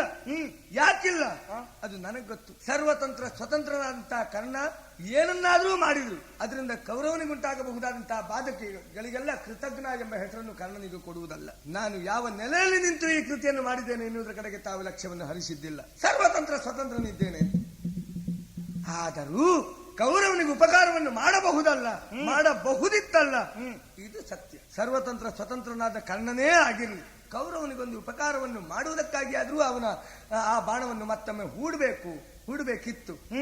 ಆದರೇನು ಮಾಡೋಣ, ಹೂಡುವಂತಿಲ್ಲ. ಯಾಕಿಲ್ಲ ಬಲ್ಲಿರ? ಯಾಕೆ? ಮಾತೆಗಿಚ್ಚೆನು ಭಾಷೆಯ, ಮಾತೆಗಿಚ್ಚೆನು ಭಾಷೆಯನು, ತವ ಜಾತರೊಳಗೈವರನು ರಣದಲ್ಲಿ ಘಾತಿಸದೆನ ಕಾಯ್ವೆನೆಂಬ. ಏನು ಮಾಡ್ಲಿ ಸ್ವಾಮಿ? ಮಾತಿಗೋ ಸುಗವೇ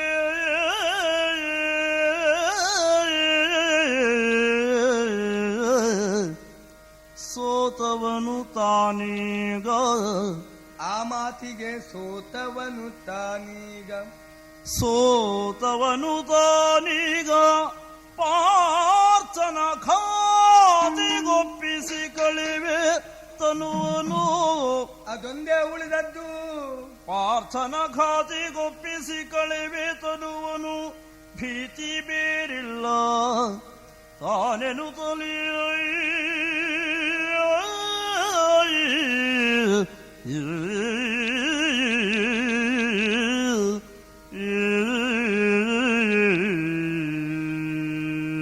ಮಾಧ್ರಾದೀಶ್ವರರೇ, ಕರ್ಣ, ಮತ್ತೊಮ್ಮೆ ಹೂಡು ಹೂಡು ಅಂತ ಆ ಬಾಣ ಹೇಳುತ್ತಿರುವಾಗ ಹೂಡಲಾಗದ ಅನಿವಾರ್ಯತೆ ನನ್ನದು ಏತಕ್ಕೆ ಎನ್ನುವುದನ್ನು ತಾವು ತಿಳಿದ್ರಿಂತಾದ್ರೆ ಕರ್ಣನ ಈ ಸ್ಥಿತಿಯ ಬಗ್ಗೆ ಅದೆಷ್ಟು ಅನುಕಂಪವನ್ನು ಹೊರಸೂಸುತ್ತೀರೋ ಏನು?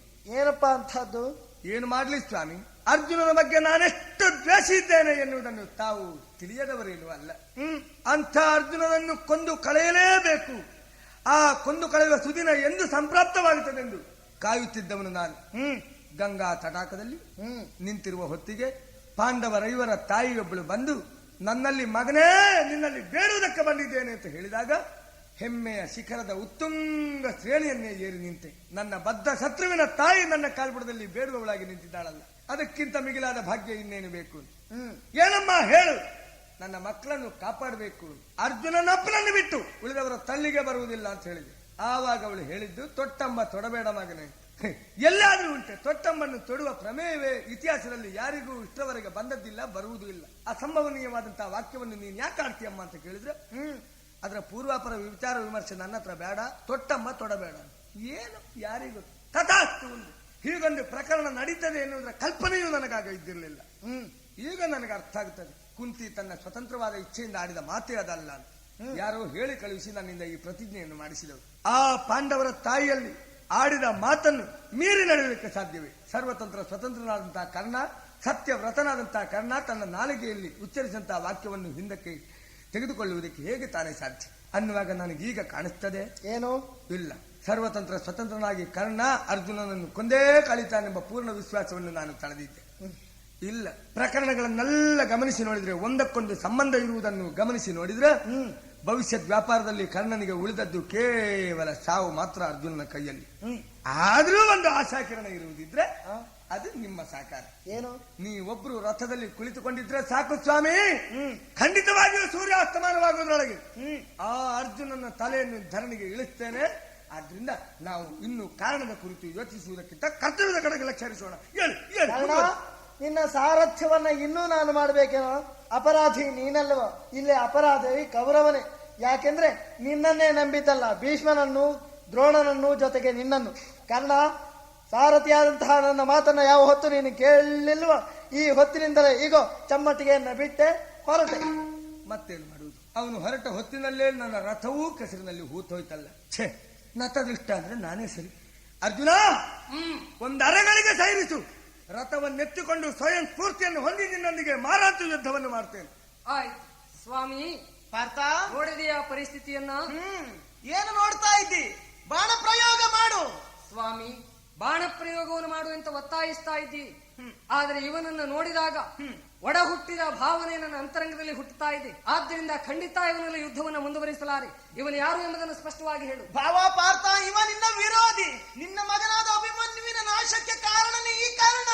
ಬಾಣ ಪ್ರಯೋಗ ಮಾಡು.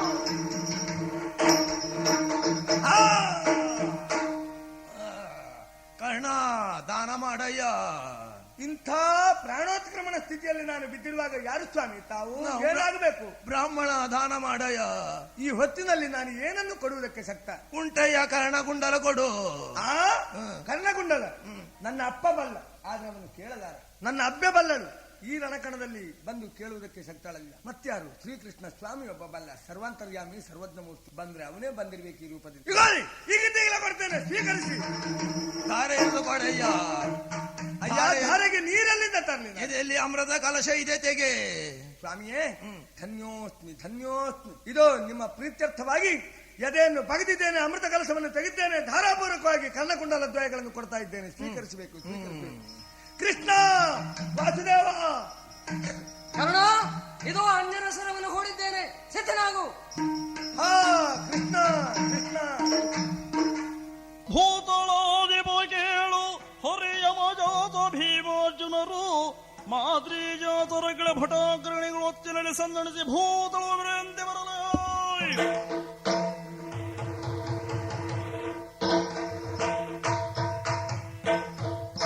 ಕಳೆದ 17 ದಿವಸಗಳ ಯುದ್ಧದಲ್ಲಿ ಭೀಷ್ಮ, ದ್ರೋಣ, ಕರ್ಣ, ಜಯದ್ರಥಾದಿಗಳನ್ನು ಹಾಗೆ ಯುದ್ಧದಲ್ಲಿ ಜಯ ಸಂಪಾದನೆ ಮಾಡಿದ ಹಾಗಾಯಿತು. ಇಂದು 18ನೇ ದಿವಸದ ಯುದ್ಧ. ಇಂದಿನ ಯುದ್ಧದಲ್ಲಿ ನಾನೇ ಶಲ್ಯನನ್ನು ದೂರದಲ್ಲಿ ಗಾರುಗಡಿಸಿದ ಹಾಗಾಯಿತು. ಇನ್ನು ಉಳಿದವ ಕೌರವ ಒಬ್ಬನೇ. ಅವ ಎಲ್ಲಿದ್ದಾನೆ ಅಂತ ಹುಡುಕುವುದಕ್ಕಾಗಿ ಬೇವಿನ ಆಳುಗಳನ್ನು ಕಳಿಸಿದ್ದೇವೆ. ಅವರಿಂದ ಕೇಳಿ ತಿಳಿದ ಹಾಗಾಯಿತು ದ್ವೈಪಾಯನ ಸರೋವರದಲ್ಲಿ ಅಡಗಿ ಕುಳಿತಿದ್ದಾನೆ ಅಂತ. ಅದಕ್ಕಾಗಿ ಶ್ರೀಕೃಷ್ಣ ಪರಮಾತ್ಮನನ್ನು ಮುಂದಿರಿಸಿಕೊಂಡು ನಾವೇ ದ್ವೈಪಾಯನ ಸರೋವರದವರೆಗೆ ಬಂದ ಹಾಗಾಯಿತು. ಇನ್ನುಳಿದದ್ದು ಅವನನ್ನು ಕರೆಯುವುದೊಂದೇ. ಕೌರವ, ಕೇಳು ಕೌರವ ಪುತ್ರ ಮಿತ್ರಾದಿ ಬಾಂಧವರ ಜಾಲವ ನಿಕ್ಕಿ ಸಂಗರದಿ ಬೀಳಲು ಮೌನೇ ನೀನಿ ಸರೋವರದೋಳು ಏಳಿದ್ದಾವಾರಯ್ಯ ಮುದದಿ. ಕೌರವ, ಕರೆಯುತ್ತಿರುವವ ಧರ್ಮರಾಯ. ಚಂದ್ರವಂಶದ ಲಲಾಮನೆನಿಸಿಕೊಂಡಂತ ನೀನಿಂದು ಮೀನು, ಕಪ್ಪೆ, ಹಾವಿನಂತೆ ಜಲದಲ್ಲಿ ಅಡಗಿ ಕುಳಿತುಕೊಳ್ಳುವುದೇನೋ? ಅಂದು ಹೇಳಿದೆಯಲ್ಲ, ಶ್ರೀಕೃಷ್ಣ ಪರಮಾತ್ಮನನ್ನೇ ಕಳಿಸಿಕೊಟ್ಟಾಗ ಕೊಡುವ ಹಾಗಿಲ್ಲ, ಕೊಡುವ 5 ಗ್ರಾಮಗಳನ್ನು ಸಹ ಕೊಡುವ ಹಾಗಿಲ್ಲ, ಹೆಚ್ಚೇನು ಸೂಜಿಯ ಮೊನೆ ಊರುವಷ್ಟು ಸ್ಥಳವನ್ನು ಕೊಡುವ ಹಾಗಿಲ್ಲ. ಇಂದು ಬಂದು ಕೇಳುತ್ತಿದ್ದೇನೆ, ಅಲ್ಲ ನಿನ್ನನ್ನು ಯುದ್ಧಕ್ಕೆ ಆಹ್ವಾನಿಸುತ್ತಿದ್ದೇನೆ. ಛಲ ಇದ್ದರೆ ಬಾರೋ ಬಾರೋ ಬಾರೋ. ಯುಧಿಷ್ಠಿರ, ಅವ ಬರುವ ಹಾಗಿಲ್ಲ. ನಾನೇ ಇದ್ದೇನಲ್ಲ, ನಾನೇ ಕರೆದು ಕೆಲವು ಭಂಡರ ಭಾವ, ಕೆಲವು ಭಂಡರ ಭಾವ ಷಂಡರಾತಿಲಕಾಕಿ ಇಳೆಯೊಳು ಹೇಡಿಗಾಳೊಡೆಯ ಜಲದಿಂದ ತಡಿಗೈದಿ ಬಾರೆಂದು ಕೆಡುಕಾರ ಕುಲಶಿರೋಮಣಿಯೇ ಬಾರಯ್ಯ. ಎಲ್ಲಾ ಭಂಡಾರ ಭಾವ.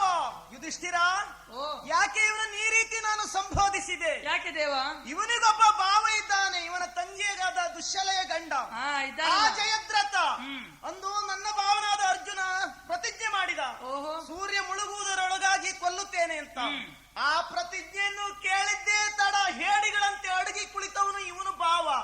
ಕ್ಷಾತ್ರಿಯ ಕೆಚ್ಚು ಅವನಲ್ಲಿ ಇದ್ದದ್ದೇ ಸತ್ಯ. ಆದರೆ ಇದಿರಾಗಿ ಬರಬೇಕಿತ್ತು ಹೋರಾಡುವುದಕ್ಕೆ, ಅಡಗಿ ಕುಳಿತಿದ್ದಾನೆ. ಆ ಭಂಡನಿಗೆ ಇವ ಭಾವ. ಹಾಗಾಗಿ ಈ ರೀತಿ ಇವನನ್ನು ಕರೆಯಬೇಕಾಯಿತು. ಎಲ್ಲಾ ಕೌರವ, ಇಗೋ ನಿನ್ನ ವಿರೋಧಿಗಳಾದ ಪಾಂಡವರು ಬಂದಿದ್ದಾರೆ, ಮೇಲಕ್ಕೆ ಬಾ. ಕ್ಷಾತ್ರಿಯ ಕೆಚ್ಚು ನಿನ್ನಲ್ಲಿ ಇದ್ದದ್ದೇ ಸತ್ಯ. ಆದರೆ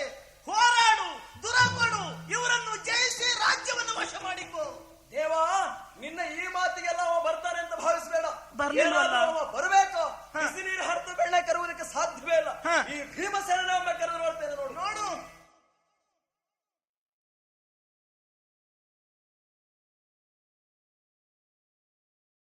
ಎಲ್ಲೋ ಎಲ್ಲೋ ಛೀ ನಪ್ಪ ಕೊಲ್ಲ ಕುನ್ನಿ ಎಲ್ಲೋ ಎಲ್ಲೋ ಛೀ ನಪ್ಪ ಕೊಲ್ಲ ಕುನ್ನಿ ಕಲವಿನ ಜೂಜಾಡುವ ಬಾರಿ ಸಲಿಲ ದುಳ್ಯಾದಗಿ ಸುಮ್ಮನೆ ಮುಳುಗಿ ಸುಳಿಸೈ ದ್ರುಪದಜ ಸೀರೆಯ ಭಡ ಭಡ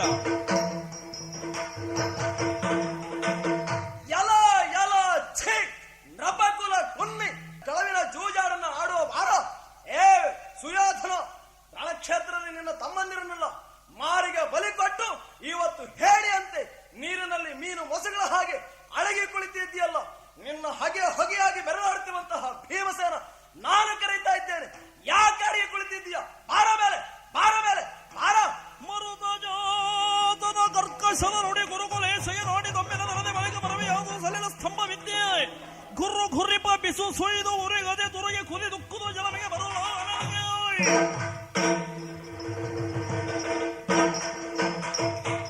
ಕಡಿಗಟ್ಟರೆ ಕೌರವರು ಬನ್ನಿ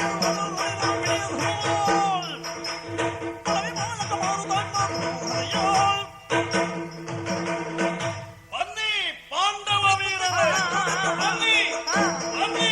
ಕೌರವ, ಸಮಾಧಾನ ತಂದುಕೋ, ಸಮಾಧಾನ ತಂದುಕೋ. ಇಲ್ಲಿ ನಾವು ಐವರು ಇದ್ದೇವೆ, ಉಳಿದವ ನೀನೊಬ್ಬನೇ. ನೀನೊಬ್ಬ ನಮ್ಮ ಐವರ ಮೇಲೆ ಮುಗಿಬೀಳಬಹುದು. ನಾವು ನಿನ್ನಲ್ಲಿ ಯುದ್ಧ ಮಾಡುವುದು ಸರಿಯಾಗುತ್ತದ ಹೇಳು? ಸರಿಯಾಗುವ ಹಾಗಿಲ್ಲ. ಅದಕ್ಕಾಗಿ ನೀನು ಇದ್ದವ ಒಬ್ಬನೇ. ನಮ್ಮ ಐವರಲ್ಲಿ ಯಾರನ್ನಾದ್ರೂ ಒಬ್ಬರನ್ನು ನೀನು ಆಯ್ಕೆ ಮಾಡಿಕೊಳ್ಳುವುದು ಉಚಿತ. ಧರ್ಮರಾಜ, ಹಾ, ಯುದ್ಧಕ್ಕೆ ಆಹ್ವಾನಿಸುವ ಸ್ವಾತಂತ್ರ್ಯ ನನಗೆ. ಓಹೋ, ಬರುವವರು ನೀವು. ನಾವು ನಿನ್ನನ್ನೇ ಆರಿಸಿದ್ರು ಬರ್ತೀಯ. ಸಿದ್ಧನಾಗಿದ್ದೇನೆ. ಅರ್ಜುನನನ್ನ ಆರಿಸಿದ್ರು ತಯಾರಿದ್ದಾನೆ. ನಕುಲ ಸಹದೇವರನ್ನು ಬಂದೇ ಬಿಟ್ಟ. ಛೇ, ಏನು ನೀವು ಯಾರು ನನ್ನ ಸರಿ ಸಮಾನರಲ್ಲವೇ ಅಲ್ಲ. ಹಾಗಾದ್ರೆ ನಮ್ಮಲ್ಲಿ ಯಾರಿಲ್ವೇ? ನನ್ನ ಸರಿ ಸಮಾನ ಒಬ್ಬಿದ್ದಾನೆ, ಯಾರವ? ಅವನನ್ನೇ ಆಯ್ಕೆ ಮಾಡ್ತೇನೆ. ಯಾಕೆ? ಯಾಕೆ? ಭಾಷೆಯ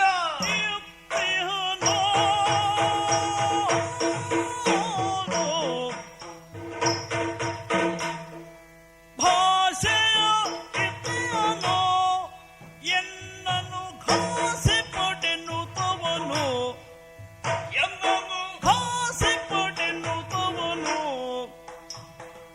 ಈ ಸಮಯದಿ ಬಂದೋ ಸರಿಸದೆ ಕಟ್ಟಾಸುರವಾದುದು ಸವಗೀಳು. ಧರ್ಮರಾಜ, ಭೀಮನನ್ನೇ ನಾನು ಆರಿಸಿಕೊಳ್ಳುತ್ತೇನೆ. ಯಾಕೆ? ಯಾಕೆ? ಅಲ್ಲಿಯೂ ವಿಶಿಷ್ಟ ಕಾರಣ ಮತ್ತೆ ಅದಕ್ಕೆ ತಕ್ಕುದಾದ ಉದ್ದೇಶ ಇದೆ. ಏನು? ಈ ಹಿಂದೆ ತುಂಬಿದ ಸಭೆಯಲ್ಲಿ ಭೀಮನೇ ಪ್ರತಿಜ್ಞೆ ಮಾಡಿದ್ದಾನೆ. ಏನೆಂದು? ದುಶ್ಯಾಸನನ ಉರವನ್ನ ಬಗೆಯುತ್ತೇನೆ, ಕೌರವನ ತೊಡೆಯನ್ನ ಮುರಿಯುತ್ತೇನೆ ಎಂದು. ಏನೋ ಕಾರಣಾಂತರದಿಂದ ಒಂದು ಭಾಷೆ ಮುಗಿದು ಹೋಗಿದೆ, ಇನ್ನೊಂದು ಬಾಕಿ ಉಳಿದಿದೆ ನನ್ನ ತೊಡೆ ಮುರಿಯುವುದು. ಅದನ್ನ ಮುರಿಯುವುದಕ್ಕೆ ಅವಕಾಶವೋ ಎಂಬಂತೆ ನಾನೇ ಆತನಿಗೆ ಆಹ್ವಾನವನ್ನ ಕೊಡ್ತೇನೆ.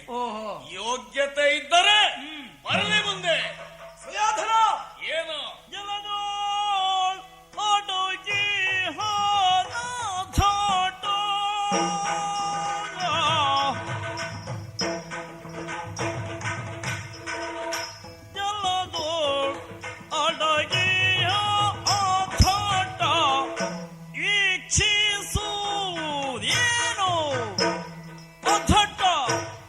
ಇಚ್ಛಿಸುವುದೇ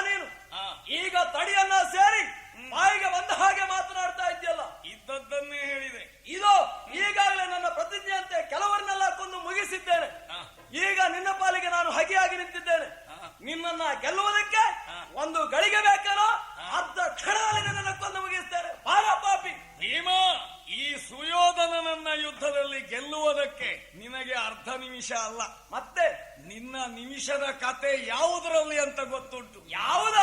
ಊಟ.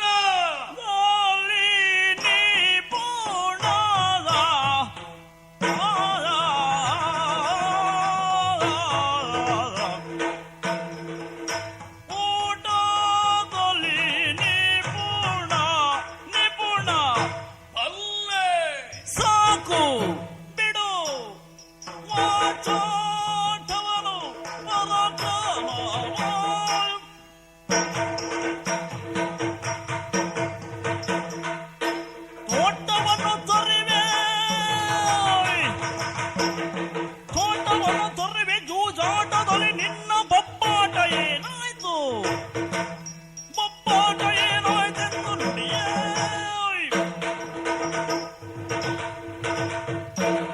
ಭೀಮಾ, ನಿನ್ನದ್ದಾದಂತಹ ಚಟುವಟಿಕೆಯ ಸಾರ್ಥಕ ಎಲ್ಲಿ ಯಾವುದರಲ್ಲಿ ಎನ್ನುವುದು ನಾನು ಸಂಪೂರ್ಣ ಬಲ್ಲೆ. ಎಲ್ಲ ನಾನೇ ಅಂದರೇನು ನಿನ್ನ ಗುಟ್ಟು ಗೊತ್ತಿದ್ದ ಸಕಲರು ಅರ್ಥ ಮಾಡಿಕೊಂಡಿದ್ದಾರೆ. ಊಟದಲ್ಲಿ ನೀನೊಬ್ಬ ಬಹಳ ನಿಪುಣ. ದುರ್ಯೋಧನನನ್ನ ಗೆಲ್ಲುವುದು ಅಷ್ಟು ಸುಲಭ ಅಲ್ಲ. ನೀನು ಎಷ್ಟರವ ಅನ್ನುವುದನ್ನ ಹಿಂದೆ ಜೂಜಿನ ಸಭೆಯಲ್ಲಿ ಕಂಡಿದ್ದೇನೆ. ಜೂಜಾಟದಲ್ಲಿ ನಡೆದಂತಹ ಕಥೆ ಏನೆನ್ನುವುದನ್ನು ನಾನು ಅರ್ಥೈಸಿಕೊಂಡಿದ್ದೇನೆ. ಏನು? ಆಟ ಆಡುವುದಕ್ಕೆ ಕುಳಿತವ ನೀನಲ್ಲ, ನಿನ್ನ ಮಾವ ಶಕುನಿ. ಅವನದ್ದಂತಹ ಕುಮಂತ್ರದಿಂದ ನೀನು ಗೆಲುವನ್ನ ಸಾಧಿಸಿರಬಹುದು. ಆ ಹಳೆಯ ಪ್ರಕರಣವನ್ನ ಈ ಸಂದರ್ಭದಲ್ಲಿ ಆಡಬೇಕಾದಿಲ್ಲ. ನಿನ್ನಲ್ಲಿ ಛಲ, ಬಲ, ಪರಾಕ್ರಮ ಇದ್ದದ್ದಾದ್ರೆ ಇದು ಈ ಭೀಮಸೇನಲ್ಲಿ ಸೆಣಸಾಡು, ಹೋರಾಡು. ಇದ್ರಾಗು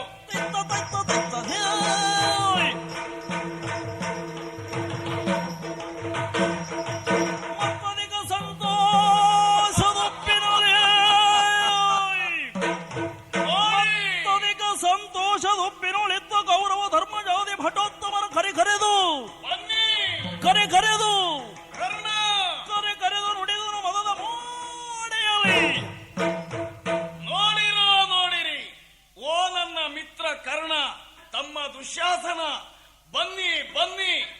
ನನ್ನ ಮೃತ್ಯುಪ್ರಾಯನಾದಂತಹ ಭೀಮ ಹೆಮ್ಮರ ಮುರಿದು ಬಿದ್ದಂತೆ ಭೂಮಿಗೆ ಹೊರಗಿದ್ದಾನೆ. ಬನ್ನಿ, ನೋಡಿ. ನಾನು ಕರೆದದ್ದು ಅವರನ್ನ, ಅವರಿಲ್ಲಿಗೆ ಬರ್ಲಿಕ್ಕಿಲ್ಲ. ಇಲ್ಲಿ ಇದ್ದವರನ್ನೇ ಕರೆದೊಮ್ಮೆ ಎಚ್ಚರಿಸ್ತೇನೆ. ಯಾರನ್ನೋ ಕರೆಯುವುದಕ್ಕಿಂತ ಇವನ ಹಿರಿಯ ಒಬ್ಬ ಇದ್ದಾನಲ್ಲ, ಧರ್ಮರಾಜ. ಓ ಧರ್ಮರಾಜ, ನೋಡೋ ಈ ಕಡೆಗೆ, ನಿನ್ನ ತಮ್ಮ ಬಿದ್ದಿದ್ದಾನೆ. ನೋಡಿರಿ ಧರ್ಮಜ ಫಲುಗುಣಾದಿಗಳು ಭಿನ್ನತ. ನೋಡಿರಿ ಧರ್ಮಜ ಫಲುಗುಣಾದಿಗಳೇ. ನೋಡಿರಿ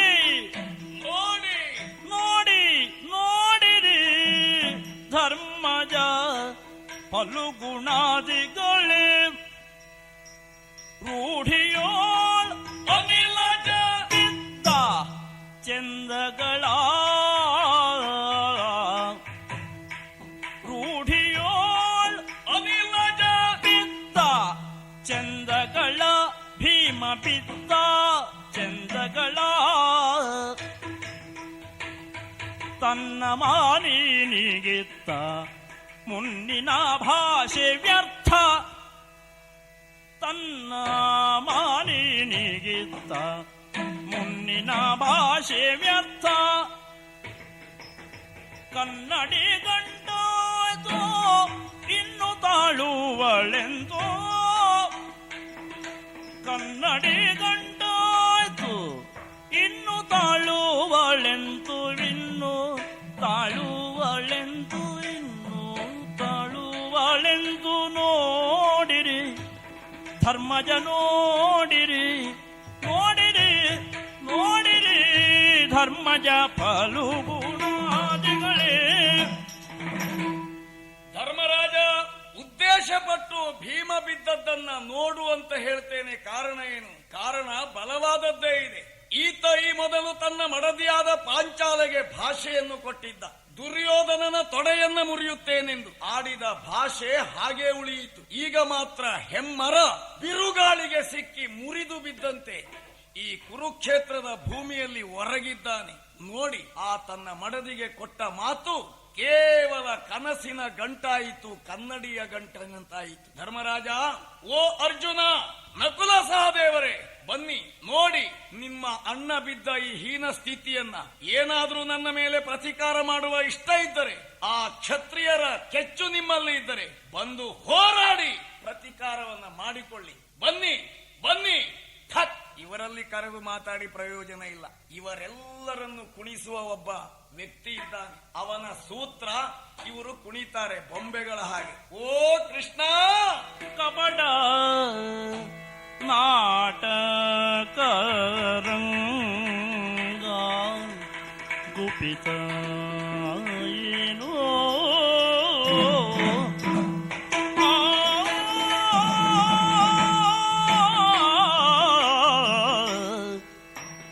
ಕಪಟ ನಾಟಕ ರಂಗ ಕಪಟ ನಾಟಕ ರಂಗ ಕಪಟ ನಾಟಕ ರಂಗ ಗುಪಿತ ಏನು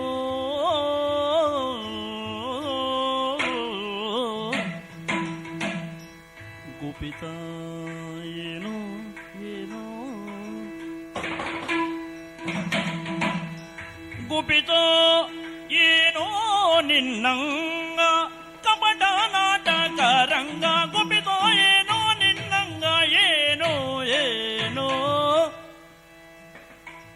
ನಿಪುಣ ಭೀಮನ ನೋಡು ಭೀಮನ ನೋಡು ನಿಪುಣ ಭೀಮನ ನೋಡು ಭೀಮನ ನೋಡು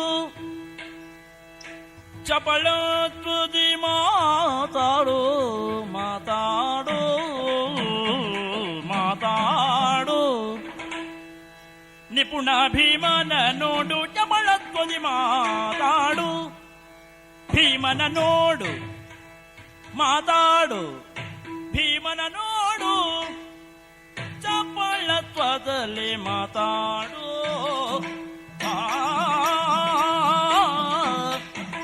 ಕಪಟ ನಾಟಕ ರಂಗ ಗುಪಿತ ಏನೋ ನಿನ್ನಂಗ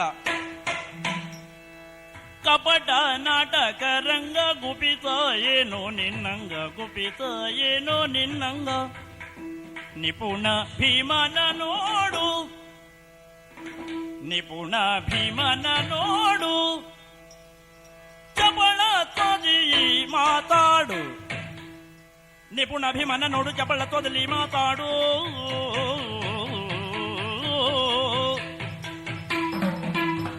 ನಿಪುಣ ಭೀಮನ ನೋಡು ಮಾತಾಡು ರಂಗ ಮಾತಾಡು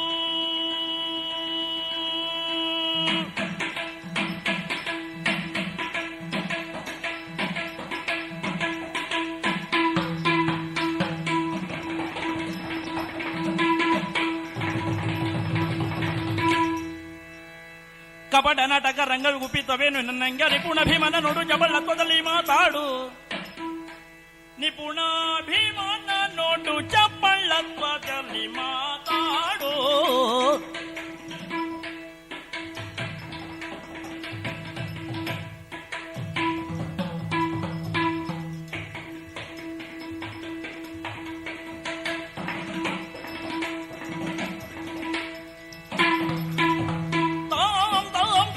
ಧೀಂ ದಿನ ದಿನ ಬೈ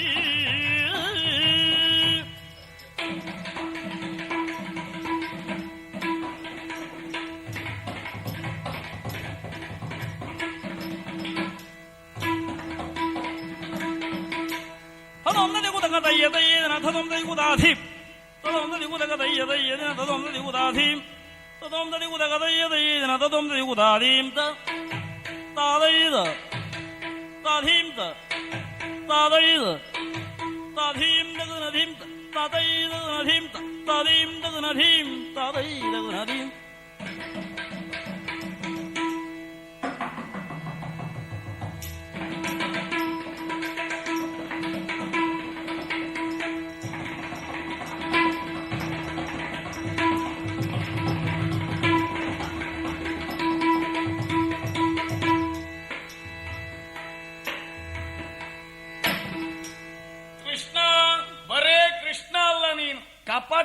ನಾಟಕಧಾರಿ, ನಿನ್ನ ಕಪಟ, ನಿನ್ನದ್ದಾದಂತಹ ನಾಟಕ ನೋಡಿದವರೆಲ್ಲ ಮೋಸ ಹೋದವರೇ ಹೆಚ್ಚು. ಕೃಷ್ಣ, ಏನು ಈಗ ನಿನ್ನಲ್ಲಿ ಕೇಳ್ತಾ ಇದ್ದೇನೆ, ನಾಟಕ ಅನ್ನುವುದೇ ಕಪಟ.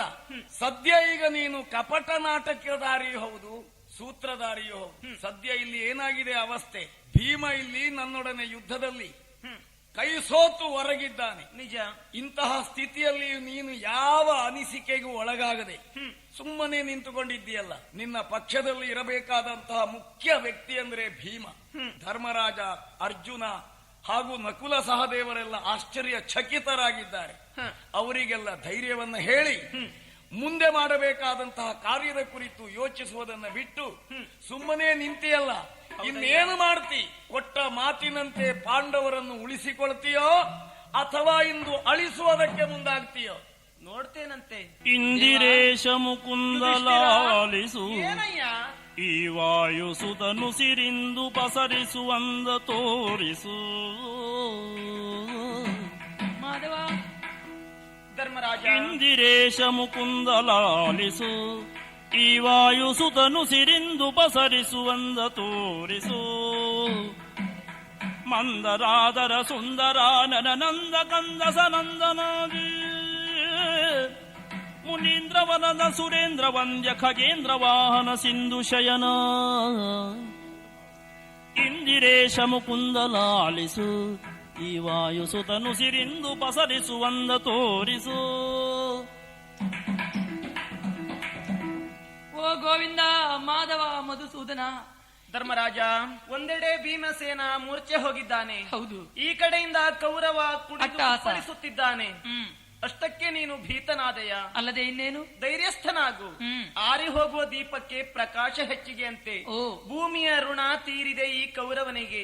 ಹಾಗಾಗಿ ಈ ರೀತಿ ಸಂತೋಷದಿಂದ ಕುಣಿದಾಡ್ತಾ ಇದ್ದಾನೆ. ನಿನ್ನ ತಮ್ಮ ಭೀಮಸೇನಿಗೆ ಏನೂ ಆಗ್ಲಿಲ್ಲ. ನೀನ ಭಯ ಕೊಟ್ರೆ ಇನ್ನೊಂದು ಕ್ಷಣದಲ್ಲಿ ಹೇಳ್ತಾನೆ. ಇಗೋ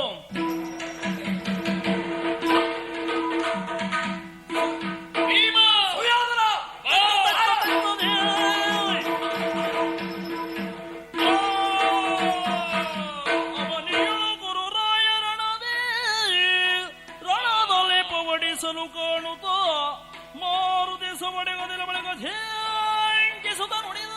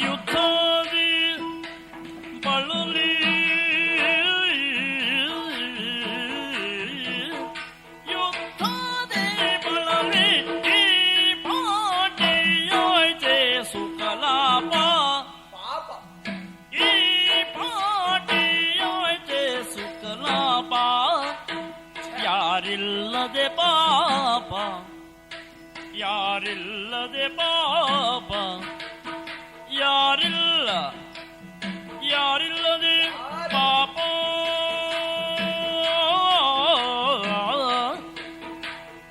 ಈ ಪರಿ ಕುರು ನೆಲದೊಳು ಮಲ್ಲಗಿರುವರೆ ಭೂಪರುಳ್ಳ ತಮ್ಮ ಸ್ವರೂಪ ನೆಹಾಹ. ಈ ಪರಿ ಕುರು ನೆಲದೊಳು ಮಲ್ಲಗಿರುವರೆ ಭೂಪರುಳ್ಳ ತಮ್ಮ ಸ್ವರೂಪ ನೆಹಾಹ. ಈ ಪರಿ ಗುರು ನೆಲದೊಳು ಮಲಗಿರುವರೆ ಭೂಪರುಳ್ಳ ತಮ್ಮ ಸ್ವರೂಪ ನೆಹಾಹ. ಈ ಪರಿ ಗುರು ನೆಲದೊಳು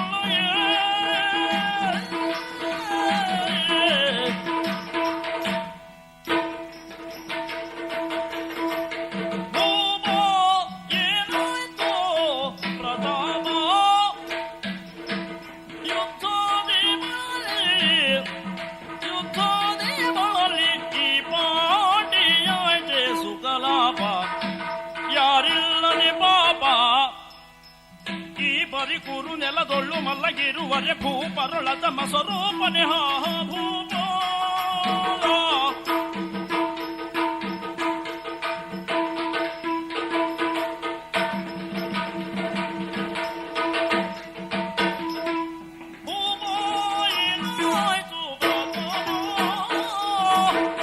ಭೂಪ ಏನಾಯ್ತು? ಯಾರೆಲ್ಲ ಹೇಳುವವರು ಕೇಳುವವರು ಅರಮನೆ ಹಸ್ತಿನಾವತಿ ಅಂಗಳದಲ್ಲಿ ರತ್ನಗಂಬಳಿಯ ಮೇಲೆ ಓಡಾಡಬೇಕಿತ್ತು, ಭವನದಲ್ಲಿ ಮಲಗಬೇಕಿತ್ತು. ಭೀಮಸೇನ ದೇವ, ಯಾವ ಕಾರ್ಯವನ್ನು ಮಾಡಿ ಮುಗಿಸಬೇಕೆಂಬ ನಿರ್ಧಾರವನ್ನು ಹೊತ್ತು ನಾವೀ ಕಾರ್ಯದಲ್ಲಿ ಸರೋವರ ಸಮೀಪ ಬಂದಿದ್ದೆವು.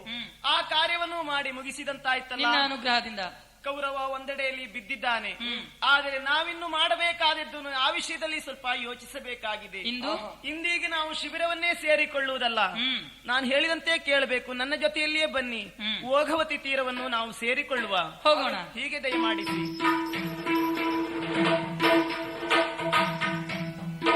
ಇಂದು ಶೇಖರನಿಗೆ ಈಶ್ವರಗೆ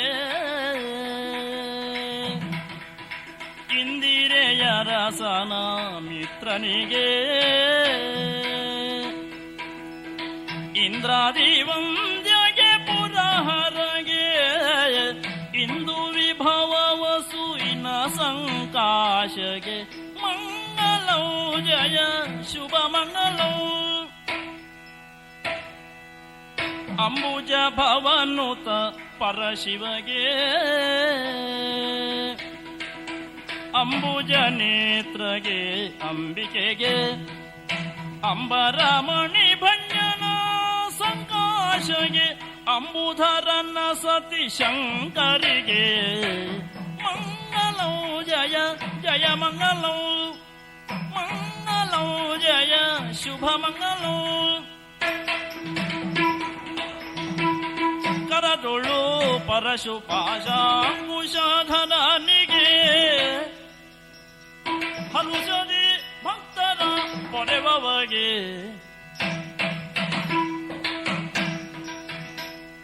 ಕರದೊಳು ಪರಶು ಪಾಶಾಂಕುಶಧರನಿಗೆ ಹರುಷದಿ ಭಕ್ತರ ಪೊರೆವಗೆ ಹರುಷದಿ ಭಕ್ತರ ಪೊರೆವಗೆ ಮಹಿಷಾಸುರ ಮರ್ದಿನಿಗೆ ಕಿಂಕಿಣಿ ಹಾರೆಗೆ ಯೂರಧಾರಿಣಿ ಸುರರನ್ನಳಿಗೆ ಮಂಗಲೋ ಜಯ ಮಂಗಲೋ ಶುಭ ಮಂಗಲೋ ಗಜಮುಖದ ಹೋಗಿ ಗಣಪಗೆ ನಾಡಿ ನಾಡಿ ನಾಡಿ